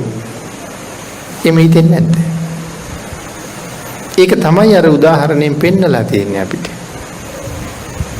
ඒගොල්ලන්ට වඩා ධනය ලබාගෙන ඒගොල්ලන්ට වඩා සැප සහිතව ජීවත් වෙන්න අපි සංසාරේ කරපු පින් තිබුණා. ඉතින් ඒ පින් මොකටද අපි වියදම් කළේ? සම්මා දිට්ඨික මනුස්ස ජීවිතයක් අරගන්න වියදම් කළා. අරවත් මනුස්ස ජීවිත තමයි. නමුත් මොකද අඩුපාඩුව? සම්මා දිට්ඨිය නෑ. ඇමරිකාවේ ජනාධිපති වෙලා ඉපදිලා හිටියත් මැරිච්ච ගමන් කොහෙද යන්නේ? නිරේට යන්න අකුසල් රැස් වෙන්නේ. සම්මා දිට්ඨික රටක බෞද්ධයෙක් වෙලා ඉපදිලා යාචකයෙක් වෙන්නත් නැත්නම් යාචකයෙක් වෙලා මේ වාගේ රටක උපදින්නත් මං කියන්නේ ඒ වාගේ රටක සැප විඳින්න වඩා පින් තියෙන්න ඕනේ කියලා. හැබැයි සම්මා දිට්ඨිය තියෙන්න ඕනේ. මනාව ඒක අවබෝධ කරගත්තේ නැත්නම් ඒ ලැබිච්ච ජීවිතේම වැඩක් නැහැ. ඒකනේ භාග්‍යතුන් වහන්සේ හරි අපූර්ව පැහැදිලි කිරීමක් කළානේ අසිබන්ධක සූත්‍රයේ ගාමිනීට. ගාමිනී හත්මුතු පරම්පරාවක් සතුටු කරව ඉපදිච්ච අයට කල්යාණ මිත්‍රයෝ හම්බුනේ නැත්නම් ඔක්කොම නිරේට කියලා දේශනා කළේ. හත්මුතු පරම්පරාවක් සතුටු කරව ඉපදිච්ච අයට කල්යාණ මිත්‍රයෝ හම්බෙන්න ඕනේ. කවුද එහෙම ඉපදිච්ච අය? එහෙම ඉපදිච්ච අය තමයි මේ ශාලාව පුරාම වාඩි වෙලා ඉන්නේ. අපි මේ ලෝකේ එළිය දකින්න හදනකොට අම්මගේ තාත්තගේ පරපුර දෙකේ කී දෙනෙක් සතුටු වුණාද? අපේ අම්මා තාත්තා සතුටු වුණා. ඊළඟට අපේ සහෝදර සහෝදරියෝ සතුටු වුණා. ඒතර ඒගොල්ලෝ ආවාහ විවාහ වෙලා ඉන්න අයගේ පැතිවලයි සතුටු වුණා. අපේ කිරියම්මලා ඉන්නවා නම් ඒගොල්ලෝ සතුටු වුණා. කී දෙනෙක් සතුටින් බලාගෙන ඉන්න මොහොතකද අපි බිහි කරන දරුවා මේ ලෝකෙට එන්නේ? ඒ දරුවා දකින්න කී දෙනෙක් සතුටින් ඉන්නවද? ඒකයි මේ කියන්නේ පරම්පරා ගානක් සතුටු කරව මේ ලෝකයට ආපු කෙනාට සත්පුරුෂය හම්බුනේ නැත්තම් ඔහු යන්නේ නිරේට. අපි hina වෙනකොට ඔහු මේ ලෝකෙට ආවා. ඔහු මේ ලෝකෙන් යන්නේ නිරේට. අපි මෙහාට ආවට hina වුණා මිසක් ඔහුට යහමඟ කියලා දීලා නැහැ. අන්න ඒක එහෙම නොවෙන්න ඕන නිසා තමයි මව්පියන්ගෙන් දරුවන්ට ඉෂ්ට වෙන්න ඕන යුතුයකම් පහක් භාග්‍යතුන් වහන්සේ පෙන්නලා දුන්නා. වර්තමානයේ අපි කල්පනා කරන්න ඕනේ ඒ යුතුයකම් අපි අතින් සම්පූර්ණ වෙනවද කියලා. කර්මය ගැන කතා කරනකොට ඊළඟට දේශනා කළේ කම්ම පටිසරණෝ. කර්මය තමයි පිළිසරණ. මේ ලෝකේ පවතින්න තියෙන සරණ කර්මයයි. අපිට තේරෙනවද අපි කරපු කුසල කර්ම? තේරෙන්නෙත් නෑ. තේරෙන්නේ නැති හින්දා කොහොමවත් ඒක වටහා ගන්නත් බෑ. නිකන් මෙහෙම හිතන්න එක උදාහරණයක් ඒක ඔස්සේ අපි අය ගොඩක් දේවල් හිතන්න. සමහර කෙනෙක් අපි කියමු යතුරු පැදියක ගොඩ වෙලා සමහර පාරක මොන තරම් වේගෙන් යනවද? ඉතින් පාරේ වෙන වාහන නැද්ද? වෙන මිනිස්සු නැද්ද? ඕන තරම් ඉන්නවා. නමුත් මම වේගෙන් එනවා ඇහෙනකොට පාරේ හිටපු අනික් අය මොකද කරන්නේ? පාරට පයින්නවද? ඒගොල්ලෝ ඔක්කොම පාරෙන් අයින් වෙනවා. ඒගොල්ලෝ ඇයි පාරෙන් අයින් වෙන්නේ? දැන් මාව ඇවිල්ලා ගැටුණත් හානියක් නැති වෙන සමහර වාහන පවා පාරෙන් අයින් කරගන්නවනේ මං එනකොට. ඇයි අයින් කරගෙන ඉඳ දෙන්නේ? කරදරයක් නැතුව යන්න මංගාව තාමත් පුණ්‍ය ශක්තිය බලවත්. ඒ හින්දා මහා මාර්ගයේ ඉන්න අනික් සියලු දෙනාම මට යන්න ඉඩ හදලා දෙනවා. ඒක තමයි මගේ පුණ්‍ය ශක්තිය. යම් දවසක ඒ පුණ්‍ය ශක්තිය කොතනද කඩ වෙන්නේ? එදාට ආරංචි වෙනවා කොහේ හරි හැපිලා කියලා. අන්න ඒ වගේ හිතලා බලන්න අපි කී දෙනෙක් අවස්ථා කීයක කොච්චර තරම් දේවල් වල කියනවද මේ වෙච්ච සිද්ධියෙන් මාව මරුන්නේ නැති ඇයි කියලා මටම පුදුමයි කියලා කියන අය කොච්චර ඉන්නවද? මේ රණවිරු ගම්මානේ. දැන් සමහර කෙනෙක් මේ රටේ තිබිච්ච යුද්ධය ආරම්භ වෙච්ච කාලෙම රට ජාතිය වෙනුවෙන් යුද්ධ හමුදාවල් වලට බැඳිලා යුද්ධේ නිමා කරලා අවුරුදු 30 ගානකට පස්සේ ජීවිතය අරන් ගෙදර ඇවිල්ලා ජීවත් වෙනවා. නමුත් තමන් එක්ක හිටපු කී දෙනෙක් තමන්ගේ අස්පනා පිට ජීවිත හිමි කරගන්න ඇද්ද?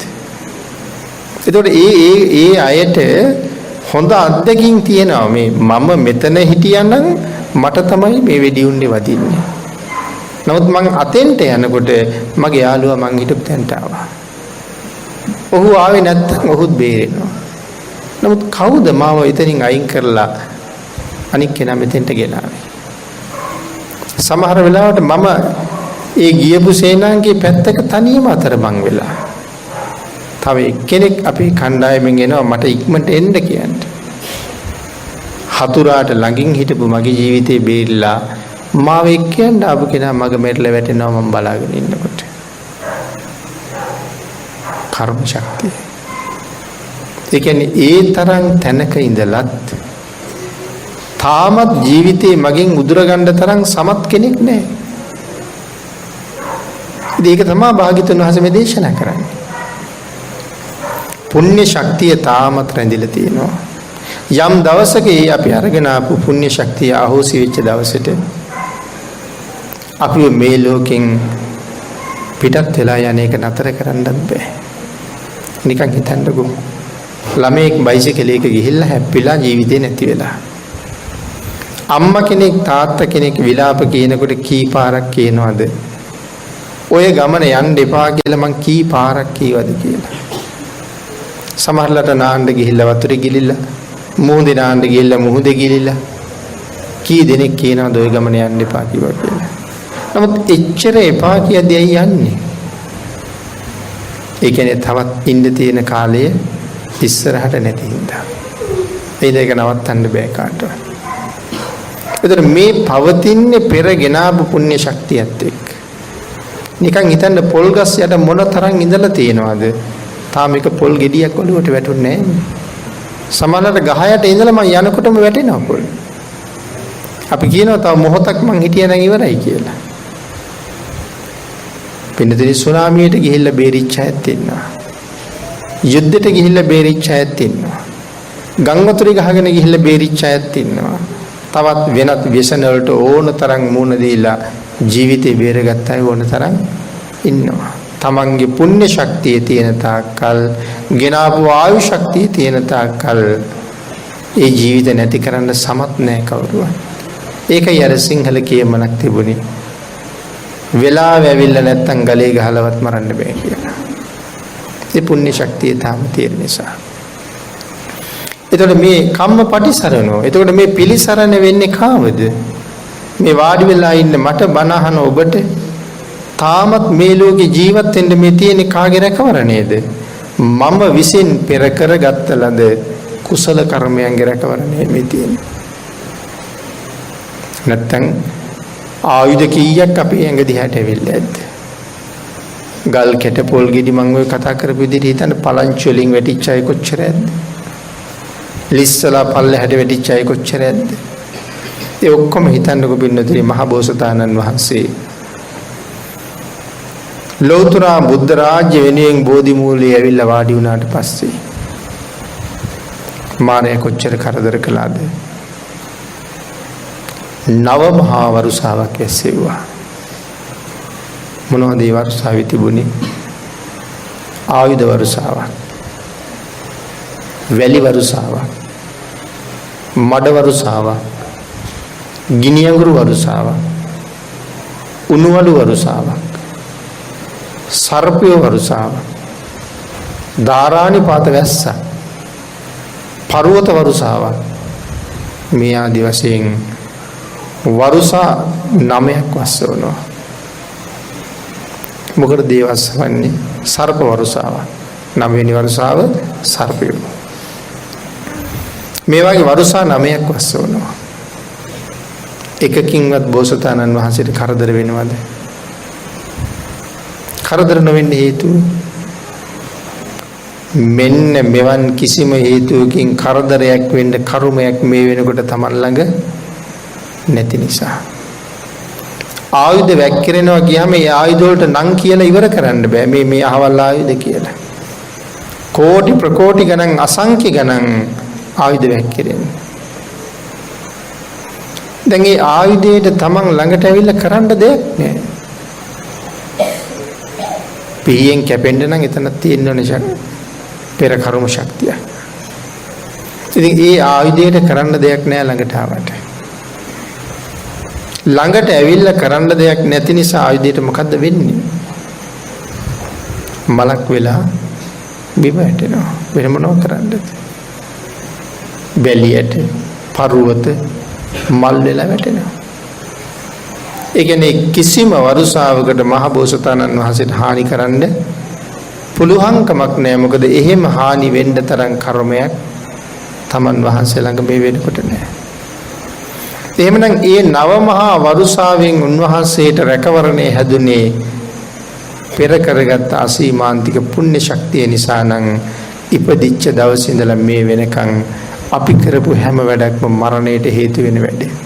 නිකන් හිතන්නකෝ කෑම කාපු එකත් මරණයට හේතුවක් වෙන්නේ නැද්ද? ආහාර හිර වෙච්ච අය කොච්චර ඉන්නවද? වතුර හිර වුණ අය කොච්චර ඉන්නවද? වතුර හිර වෙලා නැද්ද? ආහාර හිර වුණාම නම් වතුර පාවිච්චි කරන්න පුළුවන්. වතුර හිර වුණාම මොනවද පාවිච්චි කරන්නේ? ඉතින් ඒ වගේ අපි ගන්න ආහාර වේල ඉඳලා නාන්න බහින තැන ඉඳලා ගමනක් යන වාහනේට ගොඩ වෙච්ච තැන ඉඳලා මේ හැම කාරණාවක්ම මගේ මරණය සංගවගෙන ඉන්න තැන නෙමේද? නමුත් මං තාම මැරුණද? ලෙඩක් හැදිලා බොන ඖෂධය විස වෙලත් මැරිලා යනවා. නමුත් මේ ජීවිතේ මේ වෙනකොට කොච්චර බෙහෙත් බීලා තියෙනවද? තාම මරුන්නේ නැහැනේ බෙහෙත් විස වෙලා. ඉතින් ඒ වගේ අපි කරන හැම වැඩක්ම මරණයට හේතු වෙන කාරණාවක්. නමුත් තාම මරුන්නේ නැහැ. නාන්න ගිහිල්ලා ගිලිල්ල මැරිච්ච අය ඕන තරම් ඉන්නවා. අපිත් ගිහිල්ලා ඕන තරම් නාලා තියෙනවා, පීනලා තියෙනවා, තාම ගිලුන්නේ නැහනේ ඔබ. එතකොට මේ තියෙන්නේ සංසාරේ කරගත්ත කුසල කර්මයේ පිළිසරණ. කම්ම පටිසරණෝ කියලා භාග්‍යතුන් වහන්සේ පෙන්වන්නේ ඒකයි. යං කම්මං කරිස්සාමි කල්යාණං වා පාපකං වා තස්ස දායාදෝ භවිස්සාමිති. යම් සත්වයෙක් මේ ලෝකේ ජීවත් වෙනකොට සිදු කරගත්තනම් කල්යාණ කර්මයක්, සිදු කරගත්තනම් පාප කර්මයක්, ඒ තමන් කරගත්ත කුසල අකුසල ධර්මයන්ට අනුව තමයි තමන්ගේ ඊළඟ භවයේ තීරණය වෙලා තියෙන්නේ. ඒ නිසා අපි පින්නතුන්ට අවසාන වශයෙන් කියන්න තියෙන්නේ මේ ලෝකේ අපි ඉපදුනේ අතීතේ කරගත්ත අසීමාන්තික පුණ්‍ය ශක්තියක ප්‍රතිඵලයක් හැටියට. තාමත් මේ ජීවිතේ පවතින්නේ පෙර කරගත්ත මහානීය වූ කුසල කර්මයක ප්‍රතිඵලයක් හැටියට. ලෞතර බුදුරජාණන් වහන්සේ පහළ වෙච්ච මේ වාගේ යුගයක නිර්මල ධර්ම රත්නය අහන්න ලැබෙන, තාමත් නිරුපද්‍රිතව ධර්ම රත්නේ පවතින මෙවන් යුගයක යමක් කමක් හිතන්න පුළුවන් වාසනාවන්ත ජීවිතයක් අරගෙන අපි මේ ලෝකෙ පහළ වුණේ අසීමාන්තික පුණ්‍ය ශක්තියකට අනුවයි. මේ සංසාරේ ගත කරපු මනුෂ්‍ය ජීවිත අතර අපිට හම්බ වෙන වාසනාවන්තම කාලවකවානුව තමයි බුද්ධාන්තරයක ලැබෙන මනුෂ්‍ය ජීවිතය. සංසාරේ ඕන තරම් ලැබෙන්නේ ඇති. නමුත් අපි භාග්‍යතුන් වහන්සේට අකීකරු නිසා අපිට තාම සංසාරේ ඉවර කරගන්න බැරි වුණා. නැවතත් හම්බුණා හරි වාසනාවන්ත ජීවිතය. මේ අවස්ථාවේ බුදුරජාණන් වහන්සේට අකීකරු නම් අය අවුරුදු කෝටි කීයකින් මනුෂ්‍ය ජීවිතයක් හම්බ වෙයිද? මහන්නවේ මයං බන්ති නිමුග්ගා දීග සම්භවේ අපපතිස්සා අපපතිට්ඨා සංසාරාම චිරන්තහින්. කවුද එහෙම කියන්නේ? දේවානම් පීතිස්ස මහරජුරුවන්ගේ මල්ලි. කවුරු ළඟද එහෙම කියන්නේ? මහා නාග රජුරුව ලලාට ධාතුන් වහන්සේ දිහා බලාගෙන මහන්න වේමයන් බන්ති. මහා අන්න වේ කියන්නේ මහා සාගරය කියන එකයි. මෙතන මහා සාගරය කියන්නේ භව සාගරයට. මහන්න වේමයන් බන්ති නිමුග්ගා දීග සම්භවී. මේ මහා භව සාගරයේ මෙතෙක් කල ගිලිලමයි හිටියේ, යටමයි හිටියේ, උඩ එන්න බැරි වුණා. ගිලිලමයි හිටියේ. නිමුග්ගා දීග සම්භවී. ඒ සාගරේ ගිලිලා හිටියේ භව සාගරේ. අපපතිස්සා අකීකරුයි අපි. අපපතිට්ඨා ඒ නිසා පිහිටන්න තැනක් හම්බුනේ නෑ. දිගටම සංසාරේ ගහගෙන ගියා. සංසාරාම චිරන්තයි. මේ සසර භාග්‍යතුන් වහන්සේට අකීකරු වෙච්ච නිසා පිහිටන්න තැනක් හම්බුන්නේ නෑ. ලලාට ධාතුන් වහන්සේ දිහා බලාගෙන රජුරුව නැවත කියනවා. නමුත් ස්වාමීනි භාග්‍යතුන් වහන්සේ ඒතර හිතුම් හේයාපජ්ජ. නැවත වතාවක් මේ සංසාරේ නුඹ වහන්සේගේ පැමිණීම සිද්ධ වුණා. ඒතර හිතුම් හේයාපජ්ජ පතිට්ඨං අධිගච්ඡරි. ඒ පැමිණීමත් එක්ක මේ භව සාගරේ පිහිටන්න තැනක් හම්බ වුණා. මහන්න වේ මයං බන්ති නිමුග්ගා දීග සම්භවේ අපපතිස්සා අපපතිට්ඨා සංසාරාම චිරන්තයි. ඒතර හිතුම් හේයාපජ්ජ පතිට්ඨං අධිගච්ඡති. පිහිටන්න තැනක් හම්බුණා. තුම්හාකං වන්දනං කତ୍වා. ස්වාමීනි නුඹ වහන්සේට වැඳලා උත්තින්නම්ම භවන්නවා මේ සැරේ නම් භවසාගරයෙන් ගොඩ වෙනවා කියලා කියනවා. කවුද එහෙම කියන්නේ? මහා නාග රජු. කවුරු දිහා බලාගෙනද කියන්නේ? ලලාට ධාතුන් වහන්සේ දිහා බලාගෙන. ලලාට ධාතුන් වහන්සේ කියලා කියන්නේ ලෞතර බුදු කෙනෙක් මේ ලෝකයට දානය කරන විශිෂ්ටතම විශාලතම ධාතුන් වහන්සේ. ඒ ධාතුන් වහන්සේ වැඩ ඉන්නේ මේ පුංචි ලංකාවේ. බුදුරජාණන් වහන්සේ අපිට කොච්චරනම් සැලකුවාද? කෝටි ලක්ෂයක් සක්වලේ වෙන කාටවත් නොදක්වපු අනුග්‍රහයක් ලක්වැසියන්ට භාග්‍යතුන් වහන්සේ දැක්වුවා. අන්න ඒක නිසා තමයි මහා ධාතුන් වහන්සේලා 4 නමක් ලංකාවට තීරණය කළේ. කෝටි ලක්ෂයක් සක්වලේ සුවිශාලම චෛත්‍ය රාජයා ලංකාවේ පිහිටන්න කියලා භාග්‍යතුන් වහන්සේ අධිෂ්ඨාන කළේ. තව මොනවද භාග්‍යතුන් වහන්සේගෙන් අපිට ඕනේ? බුදුරජාණන් වහන්සේලා සුවිශේෂී කෙනෙක් මුණ ගැහුණාම බුදු කෙනෙක් කාටවත් වඳින්නේ නැහැනේ. ගෞරවය දක්වන්නේ කොහොමද? ප්‍රදක්ෂිනා කරලා. ගෞරවය දක්වන්නේ ප්‍රදක්ෂිනා කරලා. ඒක තමයි සුමේද තාපසතුමාගේ වටේට දීපංකර භාග්‍යතුන් වහන්සේ 3 වතාවක් ප්‍රදක්ෂිනා කරන්නේ. පින්නතුනි, අපේ බුදුරජාණන් වහන්සේ 8 වෙනි ලංකා ගමනේදී මේ ලක්බිම වටේට 3 වතාවක් ප්‍රදක්ෂිනා කරනවා. භාග්‍යතුන් වහන්සේ නැතුවත් අදිෂ්ඨාන කළා අකු ධාතුන් වහන්සේත් ද්‍රෝණයක් පමණ ධාතුන් වහන්සේලා මේ පුංචි රටේ යමා මහ පෙළහර දෙපාරක් දක්වන්න ඕනේ කියලා. එදා භාග්‍යතුන් වහන්සේගේ ශරීර ධාතුවෙන් නිකුත් වුණ ජල ධාරාවන්ගෙන් මෙලක් පොළොවම තෙමිලා තියෙනවා. ශරීර ධාතුවෙන් නික්මුණ ආලෝක හදම්බයන්ගෙන් මෙලක් පොළොවට මෙලිය වැටිලා තියෙනවා. ඒ වගේ රටක් කෝටි ලක්ෂයක් වූ බුද්ධ රාජ්‍ය වෙන කොහෙවත්ම නෑ. එවන් රටක උපදින්න ඒකයි මම කිව්වේ මේ ලෝකෙ මොන රටේ උපදින්නත් වඩා ඔබ පින්වන්තයි කියලා. හැබැයි නිකම්ම නෙමේ, පෙර කරපු පින් ගොඩක් වියදම් කරලා තමයි මෙහෙ ඇවිල්ලා තියෙන්නේ. ඒ හින්දා එකෙන් ප්‍රයෝජන ගන්න උත්සාහ කරන්න ඕනේ. මහා නාග රජුණන් සඳහන් කළා භාග්‍යතුන් වහන්සේට වැඳලා මේ සැරේ නම් භවසාගරයේ කෙරවල කරනවා කියලා. ඉතින් මං අහන්නේ බෞද්ධ කියන අපි දවස් මාසෙකට කීපාරක් බුදුන් වඳිනවද කියලා. එතකොටම අපි කවුද කියලා අපිට හොඳට තීරණය කරන්න පුළුවන්. බුදුරජාණන් වහන්සේක තැනක දේශනා කරනවා අවුරුද්දක් පුරාවට සක්වල මුළුල්ලේ රෑදවල් දෙකේම දන් දුන්නොත් අවුරුද්දක් අවසානයේ කොච්චර පින් රැස් වෙනවද? ලෝකීය මහජනයාට කියලා කියන්නේ. මේ ලෝකීය මහජනයාට අවුරුද්දක් මුළුල්ලේම සක්වල පුරාම දන් දෙනවා.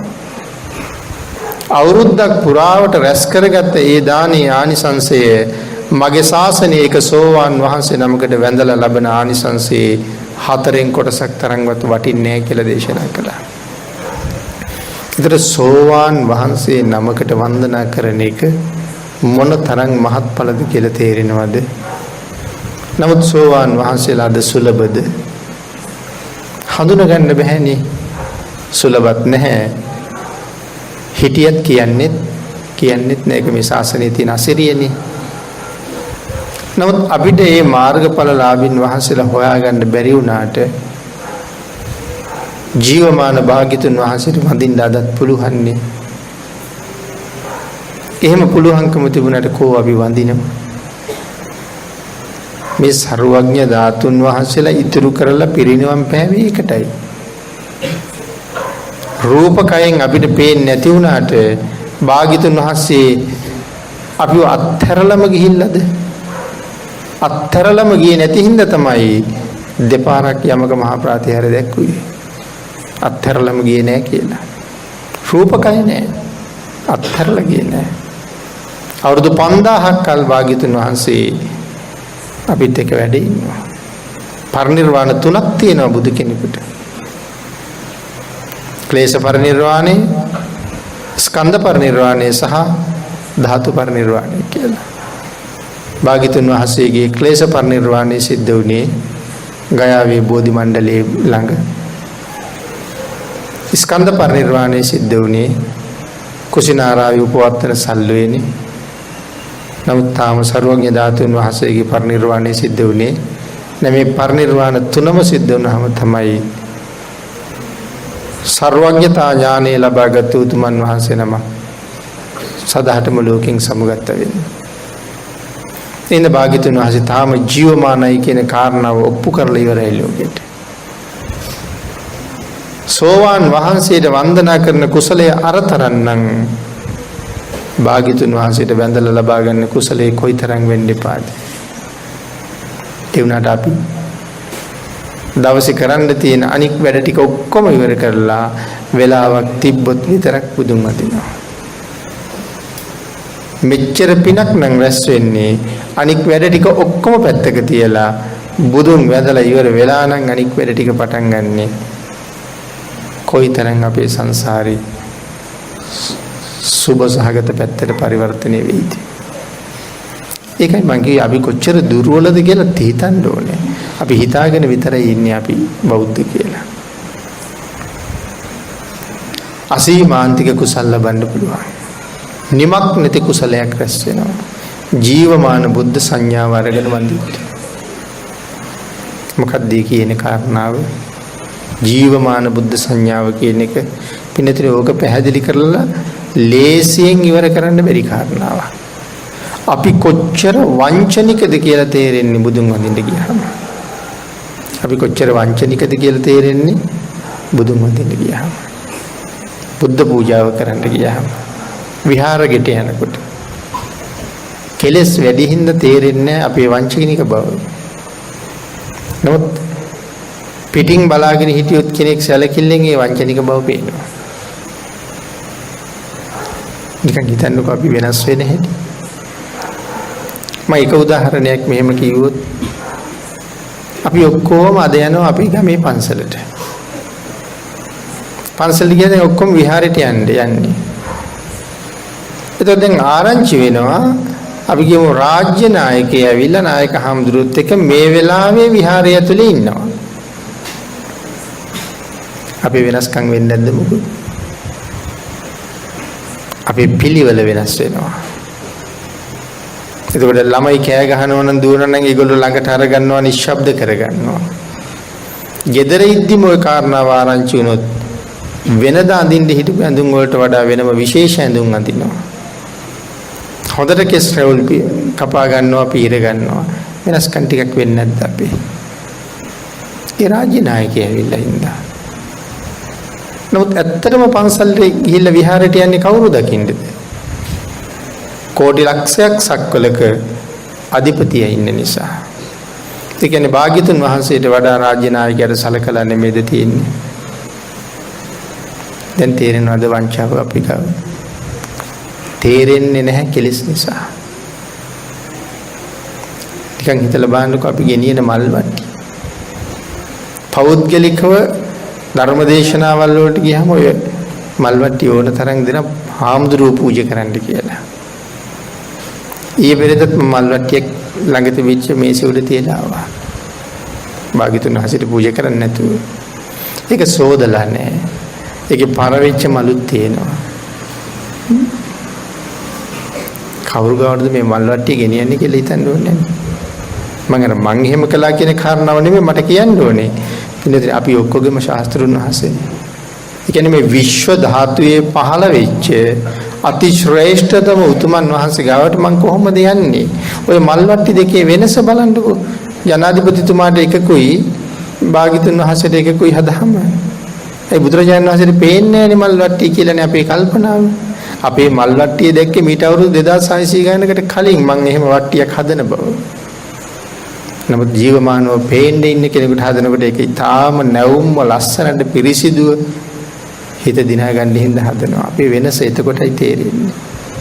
රුවන්වැලි සෑය ගාවට ගිහිල්ලා බලන්න. හරි ශ්‍රද්ධාවෙන් ගිහිල්ලා අපි කිරි ආහාර පාත්‍රය ඔළුවේ තියාගෙන ප්‍රදක්ෂිනා කරනවා. එක්ක ප්‍රසිද්ධ කෙනෙක් නැත්තම් ප්‍රසිද්ධ හාමුදුරු කෙනෙක් මළුවේ ඉන්නවා දැක්කොත් කිරි ආහාර පාත්‍රය වෙන කාට හරි දීලා යනවා වඳින්න. මතකත් නැහැ මහසෑයට පිටුපාල වඳින්න ගිහිල්ලා. අපි ඉදිර කෝ යෝනිසෝ මනසිකාරේ කෝ අපි භාග්‍යතුන් වහන්සේ ගාව. අංගිතකොට තමයි අපි දුර්වලකම් ගොඩ පේන්න පටන් ගන්න. අපි තාම භාග්‍යතුන් වහන්සේ අරමුණු කරලා නැහැ කියලා දැනෙන්න පටන් ගන්න. එතකොට මේ මල් ටික සෝද ගන්නෙත් නෑ සමහරවිට මේ අපි කරන පුංචිම පූජාව. මල් වල හරියට කුණු තියෙනවා පාරයිනෙන් කඩාගෙන එන්නේ. දූවිලි කොච්චරද? නිකන් හිතන්නකෝ ගෙදර තියෙන වාහනේට හොඳටම දූවිලි වැදිලා. අපි වාහනේ හොදනවා කියලා අතට වතුර ටිකක් අරගෙන වාහනේ වටේටම ඉහිනවා. දැන් කොහොමද? දූවිලි වැදිලා තිබිච්ච වාහනේට වතුර බින්දු වැටුනහම මට කියන්නකෝ පින්නතුනේ පේන්නේ නැති වුණාට අර මල් වලට වෙලා තියෙනෙත් ඒක නෙමෙයි දර ටිකක් පැන් ඉහිනවා කියලා අපි කරන්නේ. සුදුසුද භාග්‍යතුන් වහන්සේ ගාවට ගෙනියන්න. අන්න එහෙම හිතලා අපි හැබැවින්ම භාග්‍යතුන් වහන්සේ ළඟ වැඳ වැටෙන්න පුළුවන් වුණොත් කෙටියෙන්ම කිව්වොත් ජේතවනාරාමයට ගිහිල්ලා වඳින්න අවස්ථාවක් ලැබුණා නම් එදා ගන්න තිබිච්ච අවස්ථාව අද පන්සලේ විහාරය ඇතුලේ ගන්න. චෛත්‍ය මළුවේ ඒ අවස්ථාව අරගන්න. අසීමාන්තික කුසලයේ ප්‍රතිඵලය මාව සතර පායෙන් ඈත් කරන එකයි. සුගතියෙන් සුගතියට තීරණය කරන එකයි. සල්ලි ඕනද එහෙම පින් කරන්න. සල්ලි නැතුව කොච්චර පින් කරන්න පුළුවන්ද? ඒ හින්දා Tamanට ලැබිච්ච අවස්ථාව ඔය අවස්ථාව හෙට අහිමි වෙයි. ඒක හෙට අහිමි වෙන්න දෙන්නේ නැතුව වහාම ජීවිතයට එකතු කරගන්න.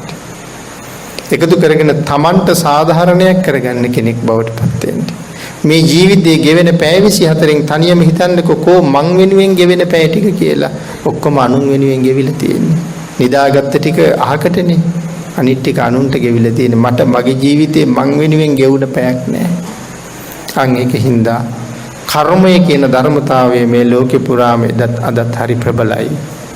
ඒ නිසා වැඩි වැඩියෙන් කුසල කර්ම රැස් කරගෙන මේ ජීවිතෙන් සමුගන්නකොට සතර අපායට පිටුපාල සුගතිය දිහාට ගමන් කරන්න පුළුවන් වාසනාවන්ත කාල පරිච්ඡේදයකින් ප්‍රයෝජන ගන්න රත්නත්‍රයේ අනන්ත ආශිර්වාදයෙන් සියලු දෙනාටම ශක්තිය ධෛර්යය වාසනාව උදා වේවා කියලා ආශිර්වාද කරනවා.